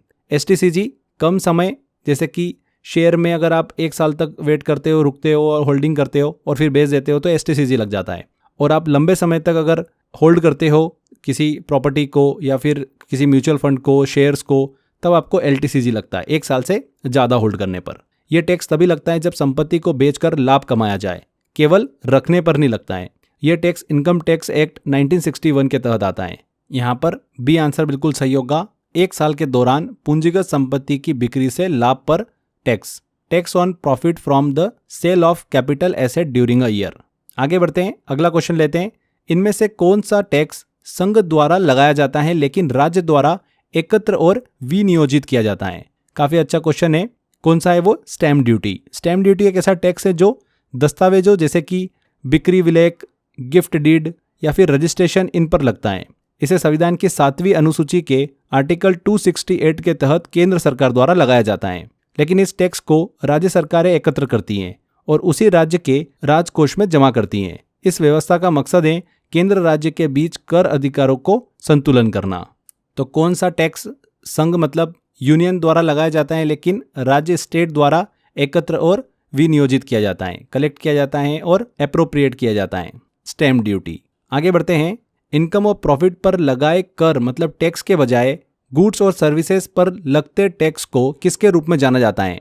किसके रूप में जाना जाता है? इनडायरेक्ट टैक्स के रूप में। इनडायरेक्ट टैक्स वह टैक्स होता है जो सीधे आमदनी या फिर लाभ पर नहीं लगता, बल्कि उपयोग की गई वस्तुओं और सेवाओं पर लगता है, जैसे कि जीएसटी। यहाँ पर सी आंसर। इनमें से कौन सा कर टैक्स केवल राज्य सरकार ही लगा सकती है? तो कौन सा? Property tax. प्रॉपर्टी टैक्स राज्य सरकार लगा सकती है सिर्फ जो नगर निगम या पंचायत द्वारा घरों, दुकानों, प्लॉट्स इन पर लगाया जाता है। संविधान की 7वीं अनुसूची के अनुसार राज्य सूची स्टेट लिस्ट में शामिल है, इसलिए इसे सिर्फ राज्य सरकारें ही वसूलती हैं। A answer. आरबीआई का पहला गवर्नर कौन था? कौन था फ्रेंड्स? ऑस्बर्न स्मिथ भारत के पहले आरबीआई गवर्नर थे। 1 अप्रैल 1935 को इनकी नियुक्ति हुई थी। एक ब्रिटिश नागरिक थे। उनकी पृष्ठभूमि बैंकिंग क्षेत्र की थी। इनके बाद फिर सर जेम्स टेलर ने पद ग्रहण किया था। अगर हम पहले भारतीय गवर्नर की बात करें तो सीडी देशमुख आरबीआई के पहले भारतीय गवर्नर थे। यहाँ पर डी आंसर बिल्कुल सही होगा। आरबीआई के बोर्ड ऑफ डायरेक्टर की मैक्सिमम संख्या क्या है? तो आरबीआई एक्ट 1934 के अनुसार आरबीआई बोर्ड ऑफ डायरेक्टर्स में अधिकतम 21 सदस्य हो सकते हैं। कितने? 21। आखिरी क्वेश्चन लेते हैं। आरबीआई की सिफारिश किसने की थी? तो आरबीआई की स्थापना की सिफारिश हिल्टन यंग कमीशन ने की थी, जिसे आमतौर पर royal commission on India currency and finance भी कहा जाता है। यह कमेटी 1926 में बनी थी और जॉन हिल्टन यंग इसके प्रमुख सदस्य थे। कमेटी ने कहा कि भारत को एक स्वतंत्र केंद्रीय बैंक की आवश्यकता है जो मुद्रा जारी कर सके और क्रेडिट सिस्टम को कंट्रोल कर सके। इसी सुझाव के आधार पर आरबीआई एक्ट 1934 बना और 1935 में आरबीआई अस्तित्व में आया। इस तरह दोनों का योगदान है, हिल्टन यंग और रॉयल कमीशन। तो यहाँ पर सी आंसर सही होगा, बोथ। तो ये हमने फ्रेंड्स इकोनॉमिक्स के सभी इंपॉर्टेंट क्वेश्चंस कंप्लीट करे हैं। एनटीपीसी एग्जाम के लिए बहुत ही इंपॉर्टेंट वीडियो होने वाला है ये। इकोनॉमिक्स से हमको 3 से 4 क्वेश्चन जरूर देखने को मिलते हैं एग्जाम के अंदर। 100% इस वीडियो से आपके एग्जाम के अंदर क्वेश्चन फंसने वाले हैं। देखिए, मैंने आपको एक तो वन लाइनर बता दिया है। एनटीपीसी के लिए जो 29 रुपीज़ का वन लाइनर पैकेज मैंने आपको दिया है, उसमें जितने भी वन लाइनर है सबको पढ़ डालो। एग्जाम में काफ़ी क्वेश्चन आपको उसी में से देखने को मिल जाएंगे। प्रीवियस ईयर क्वेश्चन ही है जिनको मैंने आपको वन लाइनर के फॉर्मेट में दिया है विथ एक्सप्लेनेशन। अगर आप ये पूरी सीरीज फॉलो कर लेते हो और वन लाइनर पढ़ लेते हो तो जीएस का टेंशन ऑलमोस्ट खत्म हो जाएगा आपका। फिर भी अगर किसी को लगता है कि इकोनॉमिक्स प्रॉब्लम करता है, थोड़ा और अच्छे से समझना है, तो आप मेरा इकोनॉमिक्स का कोर्स भी ले सकते हैं। क्रेजी जीके ट्रिक एप्लीकेशन पर अवेलेबल है, वहाँ से आप पढ़ सकते हैं। फ्रेंड्स, आज के सेशन में इतना ही। वीडियो बनाने में बहुत मेहनत लगी है।